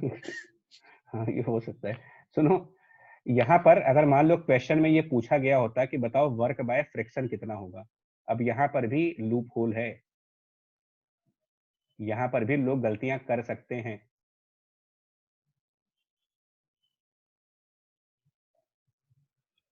वर्क बाय फ्रिक्शन में वर्क एनर्जी थ्योरम लगा सकते। हाँ, लेकिन अगर मैं फोर्स इनटू डिस्प्लेसमेंट लगाना चाहूँ तो क्या प्रॉब्लम है? म्यू इनटू एन और डिस्प्लेसमेंट एल, दिक्कत क्या है इसमें? सर जब वो मतलब रोल करेगा तो उसके अलोंग भी तो स्लिप करेगा, तो एग्जैक्टली निकालेंगे कैसे? हाँ, कुछ लोग को याद आ रहा है, बोल रहे हो, मतलब मेरे ख्याल से आप लोग माइंड में है। देखो तो यहाँ पर कंसेप्ट क्या है, और देखिए work by any force F की डेफिनेशन है एफ डॉट डीएस, ये डेफिनेशन है, जहां डीएस को डिफाइन किया गया है displacement of point where force acts. तो फ्रिक्शन कहां लगा इस क्वेश्चन में? मतलब अगर मुझे वर्क बाय फ्रिक्शन निकालना है म्यू इंटू एन, तो मुझे करना क्या चाहिए? मुझे यहां पर क्या करना चाहिए? Mu into N dot displacement किस चीज का लेना पड़ेगा मुझे? तो फ्रिक्शन लगा है बॉटम मोस्ट पॉइंट पर, यानी कि यहां पर डिस्प्लेसमेंट आपको बॉटम पॉइंट का यूज करना पड़ेगा। क्या ये क्वेश्चन में दिया हुआ है कि बॉटम पॉइंट कितना डिस्प्लेस हो रहा है? यह क्वेश्चन में जो डिस्प्लेसमेंट एल दिया गया है वो किसका दिया गया है? ये जो एल डिस्टेंस मूव कर रहा है वो कौन मूव कर रहा सर है? वो बॉल का दिया हुआ है सर, वो एस पॉइंट का है। सेंटर का है। तो देखो फोर्स डॉट डिस्प्लेसमेंट में प्रॉब्लम नहीं है, ये फॉर्मूला गलत नहीं है, लेकिन बॉटम का डिस्प्लेसमेंट एल नहीं है, इसीलिए फोर्स डिस्प्लेसमेंट मेथड से रोलिंग के क्वेश्चंस में वर्क कैलकुलेट नहीं किया जाता। रोलिंग के क्वेश्चंस में फ्रिक्शन की वर्क या किसी भी फोर्स की वर्क जो सेंटर के अलावा कहीं और लग रही है, उनके वर्क फोर्स और डिस्प्लेसमेंट की प्रोडक्ट से नहीं निकाला जाता है, क्योंकि आपको डिस्प्लेसमेंट सेंटर के अलावा किसी और पॉइंट का पता ही नहीं होता। और वर्क को डिफाइन करते वक्त चिल्ला चिल्ला का ये कहा गया था कि फोर्स के साथ डिस्प्लेसमेंट उस पॉइंट का ही मल्टीप्लाई करना जिस पॉइंट पर फोर्स लगाई गई है। सेंटर पे फोर्स लग रही है तो सेंटर का डिस्प्लेसमेंट, बॉटम पर लग रही है बॉटम का डिस्प्लेसमेंट, टॉप पॉइंट पर फोर्स लगाई है तो टॉप पॉइंट का डिस्प्लेसमेंट लिखूं। तो इसी वजह से रोलिंग के क्वेश्चंस में वर्क निकालने के लिए फोर्स डिस्प्लेसमेंट की प्रोडक्ट वाली अप्रोच को छोड़ करके वर्क एनर्जी थ्योरम को यूज किया जाता है। तो जहां पर भी फ्रिक्शन का वर्क निकालना हो, तो work of friction in rolling cases में, तो हमेशा यह करेंगे यूज वर्क एनर्जी थ्योरम, जिसका यह कहना होता है कि work by all the forces is equal to change of kinetic energy. अब ऑल फोर्सेस में यहां कौन कौन सी फोर्सेस हैं? तो ऑल फोर्सेस में ग्रेविटी की फोर्स, फ्रिक्शन की फोर्स और नॉर्मल रिएक्शन की force. Change of kinetic energy में half I omega square plus half M V square, already हम पिछले पार्ट में काइनेटिक एनर्जी निकाल चुके हैं। नॉर्मल रिएक्शन का फोर्स 0 बिकॉज इंक्लाइंड प्लेन के परपेंडिकुलर है वो। ग्रेविटी का वर्क निकालने के लिए mg sin थीटा वाला कंपोनेंट यूज करेंगे और इनटू l। फ्रिक्शन का वर्क पता नहीं, और यहाँ पर kinetic energy half I omega square plus half M V C square, और इसी के बारे में भी एक्सप्लेन किया गया है। काइनेटिक एनर्जी निकालने के बारे में ही तो यहाँ पूरी डिस्कशन हुई थी कि जब मेरा काइनेटिक एनर्जी कैलकुलेट हो जाएगा तो इसके बाद हम फ्रिक्शन का वर्क भी निकाल सकते हैं कि कितना वर्क हुआ, यानी कितना लॉस ऑफ एनर्जी है वो निकाल सकते हो। और जो फ्रिक्शन का वर्क है वो एक तरीके के सिस्टम की चेंज ऑफ इंटरनल एनर्जी भी कहलाता है। तो कभी कभी उल्टा क्वेश्चन ऐसे भी पूछते हैं, find the change of internal energy of system, जिसका मतलब वो फ्रिक्शन का वर्क पूछ रहे हैं आपसे। लैंग्वेज बदल के, मतलब मास्क लगा के आते हैं वो लोग। Find the work done by friction force, सीधे सीधे नहीं पूछेंगे calculate the change of internal energy of system, तो मतलब उसका वही है कि फ्रिक्शन का वर्क निकालने को दिया जा रहा तुम्हें।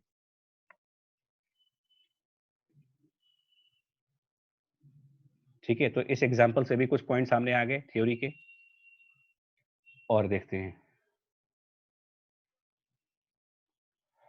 यहां पर।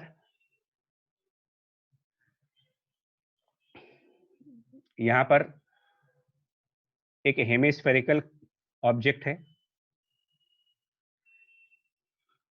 ठीक है, डायग्राम ठीक है। अच्छा एक सेकंड, कोई आ गया यार, तुम तो ट्राई करो इसको।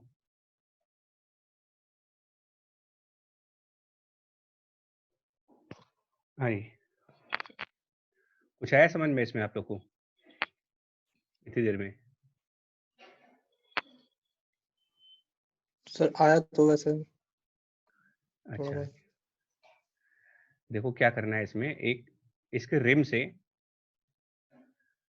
Solid sphere of mass m और उसका रेडियस छोटा r है, स्मॉल r मास m रिम से, और हेमिस्फीयर का अपना खुद का एक रेडियस दे रखा है तुम्हें, इसकी अपनी रेडियस कैपिटल R, और वो रोलिंग विदाउट स्लिपिंग करके आया है, और जब वो बॉटम पर आया है तो उस पर नॉर्मल रिएक्शन फोर्स कितना होगा। तो रेस्ट की कंडीशन से चला है, ये भी बड़ा कॉमन क्वेश्चन है, कॉमन क्वेश्चन है, रिपीटेड क्वेश्चन है। नहीं सोमिल रुको, तुम घबरा, तुम्हें बहुत जल्दीबाजी है तुमको, इतना समझाने के बाद भी फोर्स सर ये निकालना सेकंड है। लाइन का मतलब क्या हुआ है sir? If the rim of the hemisphere is kept horizontal, पकड़ के रखना होगा ना, क्योंकि अगर ये स्फीयर रोल करेगा तो ये हेमिस्फीयर तिरछा भी हो सकता है, मतलब हेमिस्फीयर को मोशनलेस रखा गया है, मतलब रोलिंग एक स्टेशनरी सरफेस पर है, कुल मिलाकर के हेमिस्फीयर में कोई एनर्जी नहीं जा रही। हेमिस्फीयर का रिम अगर ऊपर नीचे होगा तो उसकी पोटेंशियल एनर्जी बदल जाएगी। अच्छा ओके सर। तो नॉर्मल फोर्स निकालना है तो ये बात तो समझ में आ रही है कि न्यूटन लॉ की ही अप्रोच काम करेगी। फोर्स के लिए तो एक ही रास्ता भाई आपके पास, एनएलएम, और कोई रास्ता नहीं है। तो सबसे पहला काम क्या करो, इसको रेस्ट पे छोड़ा है जब, तो ये बॉटम पर आया होगा तो इसके एक लीनियर वेलोसिटी v होगी और एक एंगुलर वेलोसिटी ओमेगा होगी। तो पहले तो एनर्जी कंजर्वेशन, प्योर रोलिंग है, एनर्जी कंजर्व कराएंगे। तो हम इनिशियल पॉइंट को अगर अपना रेफरेंस मान लें तो हमारे एनर्जीज की वैल्यूज, इनिशियल काइनेटिक एनर्जी 0 और इनिशियल पोटेंशियल एनर्जी भी 0। बॉटम पॉइंट पर आकर के काइनेटिक एनर्जी की वैल्यू रोलिंग के हिसाब से half M V square translatory और plus half I omega square rotational. Solid sphere है, I2/5 mr square into omega square. और यहीं पर मैं मेंशन कर दे रहा हूँ कि जहां पर ओमेगा की जो वैल्यू है वो v बाय स्मॉल r, इसमें भी थोड़ा ध्यान देना। और पोटेंशियल एनर्जी बॉटम पॉइंट पर जब आएंगे तो ये रेफरेंस के कितना नीचे आ चुके हैं हम लोग, लाइन ऑफ रेफरेंस से कितना नीचे है। तो लाइन ऑफ रेफरेंस से स्फीयर का सेंटर देखोगे, और sir sphere, r minus small r। हाँ ये सब पॉइंट है जो छोटे छोटे पॉइंट से जो गलती करा सकते हैं हमसे। सेंटर ऑफ स्फीयर को लाइन ऑफ रेफरेंस पॉइंट से देखा जाए तो वो capital R minus small r distance नीचे है, तो उसमें mg मल्टीप्लाई करके सामने एक माइनस साइन लगा दो, ये इसका पोटेंशियल एनर्जी है। और फिर कंजर्व करा दे इसे, एनर्जी कंजर्वेशन लगा दो। K initial plus U initial should be equal to K final plus U final. और इसका एम क्या है, इस एनर्जी कंजर्वेशन का एम इसके थ्रू V निकालेंगे। सेंटर की वेलोसिटी निकालेंगे। ठीक है, अब उसके बाद हम लोग ये कहेंगे समेशन ऑफ फोर्स बराबर mass into acceleration of centre of मास। आज देखो फिर कैसे हमारा स्टेटमेंट काम करने जा रहा है। सेंटर ऑफ मास की एक्सेलरेशन के लिए ट्रेजेक्टरी बताओ क्या है उसकी, क्या ट्रेजेक्टरी है, मतलब काइनेमेटिक्स लगाते हैं तो ट्रेजेक्टरी ऑफ सेंटर ऑफ मास अगर देखा जाए तो स्फीयर का जो सेंटर है वो खुद एक सर्कुलर पाथ पे है। तो जब वो सर्कुलर पाथ पे है तो मुझे पता है कि उसके पास सेंट्रीपिटल और टेंजेंशियल एक्सेलरेशंस होंगी, लेकिन बॉटम पॉइंट पर कोई टेंजेंशियल एक्सेलरेशन नहीं होगी, और किसी पॉइंट पर होगा, बॉटम पर टेंजेंशियल एक्सेलरेशन नहीं होगा। क्या रीजन है बताएं। यहां पर सेंट्रीपिटल और टेंजेंशियल दो एक्सेलरेशंस हैं, लेकिन बॉटम पर टेंजेंशियल एक्सेलरेशन नहीं होगा, उसका क्या रीजन है। क्या बॉटम पॉइंट पर जो वीसी है वो मैक्सिमम नहीं होगा, क्या इसके बाद जो जर्नी होगी बॉटम के बाद, तो क्या फिर से पोटेंशियल एनर्जी इंक्रीज नहीं कर जाएगी इसकी वापस। यानी कि बॉटम पॉइंट पर पोटेंशियल एनर्जी अपने मिनिमम लेवल पर है, यानी कि बॉटम पॉइंट पर काइनेटिक एनर्जी अपने मैक्सिमम लेवल पर है, यानी कि वहां पर स्पीड अपनी मैक्सिमम लेवल पर है, और अगर स्पीड मैक्सिमम है तो डीवी बाई डी यानी कि टेंजेंशियल एक्सेलरेशन 0 है उसका। तो सिर्फ सेंट्रीपिटल एक्सेलरेशन होगा बॉटम पॉइंट पर, और कितना होगा वो, तो जो सेंटर ऑफ मास का पाथ है वो कितनी रेडियस का सर्किल है और किसके अबाउट है वो। Path of centre of mass of sphere की अगर हम बात करें तो कितने रेडियस का सर्कुलर मोशन कर रहा है और उसका सेंटर ऑफ पॉइंट कहाँ है, मतलब किस सेंटर के अबाउट वो रिवॉल्व कर रहा है। तो जो हेमीस्फीयर का सेंटर है उसके अबाउट रिवॉल्यूशन है in the radius of capital R minus small R, और सेंटर ऑफ स्फीयर की इस मोमेंट पर वेलोसिटी vc है, तो यहां पर सेंट्रीपिटल एक्स स्क्वायर आप रखोगे vc square divided by capital R minus small R. अगर कंसेप्ट बिगड़ा तो जल्दीबाजी में लोग इसको ओमेगा स्क्वायर आर कर देते हैं, जो कि गलत है। सेंटर ऑफ मास की एक्सेलरेशन उसकी ट्रेजेक्टरी उसके सर्कुलर मोशन को देख करके आएगी, उसका सर्कुलर मोशन का रेडियस, उसके सर्कुलर मोशन का सेंटर क्या है, और सेंटर ऑफ मास की क्या स्पीड है, वो सब देख करके आएगी। और अब हम इक्वेशंस लगा सकते हैं यहाँ पर, तो अब समेशन फोर्स वाली लगाओगे तो बॉटम पॉइंट पर एक नॉर्मल फोर्स ऊपर की तरफ और डाउनवर्ड डायरेक्शन में mg equal to mass m, और ये एक्सेलरेशन जो vc square divided by capital R minus small R है, और vc की वैल्यू जो यहाँ पर एनर्जी कंजर्वेशन से आएगी वो सब्स्टिट्यूट करेंगे।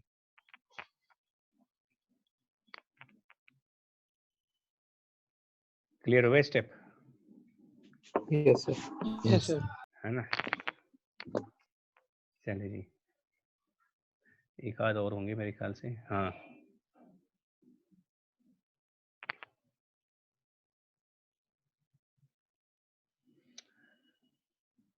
तो भैया इसमें क्या है,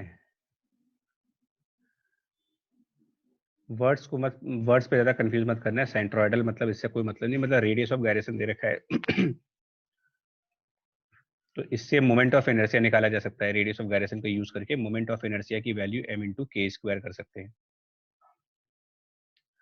रोल्स विदाउट स्लिपिंग है, फोर्स लगाया गया है इसमें जो डायग्राम में दिख रहा है आपको। स्पीड निकालनी है व्हील की, ठीक है, जबकि centre of the wheel has travelled the distance d up the plane, और पहले पर रेस्ट पे था। तो बहुत बेसिक क्वेश्चन है इसका, सेंटर अगर d डिस्टेंस ऊपर जा रहा है तो क्या स्पीड आएगी उसमें। अब क्योंकि तुम्हें स्पीड पूछी गई है तो इमीडिएटली आपके माइंड में थॉट आना चाहिए कंजर्वेशन ऑफ एनर्जी का, या फिर वर्क एनर्जी थ्योरम का। दोनों एक ही तरीके हैं, वर्क एनर्जी थ्योरम या फिर कंजर्वेशन ऑफ एनर्जी। क्या करेंगे देखो, work by the force capital P plus work by gravity, और कोई फोर्स वर्क करेगा नहीं। फोर्सेस और भी होंगी, देखो फोर्सेस होंगी यहाँ पर मैं लिख दे रहा हूँ। फोर्सेस में नॉर्मल भी लग रहा होगा, फोर्सेस में यहाँ फ्रिक्शन भी लग रहा होगा। इन सब के work change of kinetic energy के बराबर। बट एक एक करके आओ। नॉर्मल का वर्क 0, फ्रिक्शन का वर्क रोलिंग विदाउट स्लिपिंग में होगा या नहीं होगा? यहाँ पर सर 0। सर 0 नहीं होगा। जी होगा। रोलिंग विदाउट स्लिपिंग मतलब स्टैटिक फ्रिक्शन। स्टैटिक फ्रिक्शन का वर्क 0 रहता है। विदाउट स्लिपिंग का मतलब बॉटम पॉइंट के पास 0 वेलोसिटी है।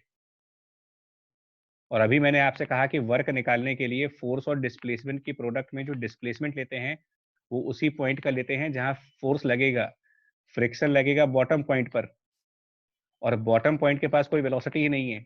तो जिस पॉइंट पर फ्रिक्शन है वो पॉइंट मोशनलेस है, तो फ्रिक्शन का वर्क 0 हुआ। ध्यान रखिएगा, प्योर रोलिंग में फ्रिक्शन से कोई वर्क नहीं होता, ये ध्यान रखिएगा। किसी भी क्वेश्चन में अगर प्योर रोलिंग है तो फ्रिक्शन से कोई भी वर्क नहीं आएगा। ग्रेविटी का वर्क, अब अगर ये डी डिस्टेंस ऊपर जा रहा है तो ग्रेविटी का वर्क आएगा, वो भी माइनस में क्योंकि ऊपर जा रहे हैं, और mg sin थीटा वाले कंपोनेंट से आएगा। तो minus mg sin theta into D और वर्क बाय कैपिटल P। तो अब यहाँ पर थोड़ा ध्यान रखने वाला चीज है, कैपिटल P इंटू क्या, फिर वही बात हुई। बार बार मैं आपसे कह रहा हूं कि वर्क को जब आप फोर्स इंटू डिस्प्लेसमेंट लिखिएगा तो displacement of point where force acts. तो कैपिटल P यहां कौन से पॉइंट पर लगा हुआ है? कैपिटल P कौन से पॉइंट पे, क्या वो भी डी डिस्टेंस आगे जाएगा? सेंटर डी डिस्टेंस ऊपर गया है इसका। तो क्या जो पॉइंट कैपिटल P का फोर्स लगाया है तुमने यहाँ पर अंदर वाले पॉइंट पर, क्या ये भी उतना ही डिस्टेंस आगे बढ़ेगा?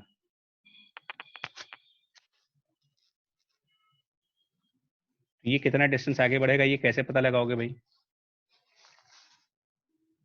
तो इसके लिए जरा रोलिंग की कंडीशंस पे आओ। रोलिंग की कंडीशंस में सेंटर पॉइंट की वेलोसिटी अगर vc है और बॉडी ओमेगा से रोटेट करे, जिसमें ओमेगा की value vc divided by outer radius, क्योंकि ग्राउंड के ऊपर आउटर रेडियस होगा, तो जो इनर रेडियस का पॉइंट होगा, अंदर वाली रेडियस का पॉइंट आर इनसाइड, यहां पर वेलोसिटी ट्रांसलेटरी और रोटेशनल के कॉम्बिनेशन से निकालेंगे। तो ट्रांसलेटरी वेलोसिटी यहां पर VC minus RI into omega, omega, और ओमेगा को लिखोगे VC डिवाइडेड बाई RO, यानी कि पॉइंट P की जो वेलोसिटी है, velocity of point P is velocity of centre times 1 minus RI divided by RO। तो इसका मतलब डिस्प्लेसमेंट ऑफ पॉइंट P भी इसी प्रोपोर्शन में जाएगा। Displacement of point P will be displacement of centre and 1 minus RI divided by RO।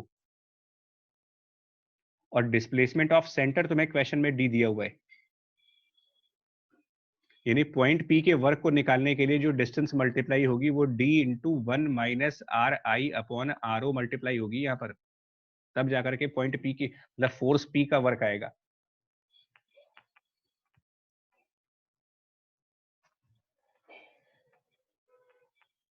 और इधर change of kinetic energy, तो ये हो गया हाफ m सेंटर की वेलोसिटी का स्क्वायर प्लस हाफ I, जिसको रेडियस ऑफ जाइरेशन से लिख सकते हो, m इंटू के स्क्वायर, और साथ में ओमेगा स्क्वायर। यहाँ पर ओमेगा के लिए क्या रखे, फिर से ऊपर लिख चुके हैं, हालांकि पहले बता दिया ओमेगा के लिए कौन सा रेडियस यूज करेंगे इसमें से। तो ओमेगा को यहीं पर हम डायरेक्टली करने जा रहे हैं VC divided by outer radius and उसका स्क्वायर, बस इसके थ्रू सॉल्व करना है। क्वेश्चंस का डिफिकल्टी लेवल सिर्फ आपका कंसंट्रेशन है कि बहुत सारी चीजों को ध्यान में रखना होता है।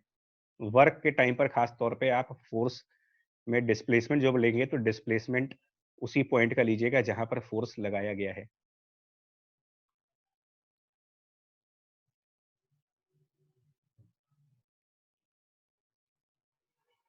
रोलिंग विदाउट स्लिपिंग में फ्रिक्शन से कोई वर्क नहीं आता स्टैटिक फ्रिक्शन का। हाँ, अगर विद स्लिपिंग है, काइनेटिक फ्रिक्शन है तो वर्क आएगा।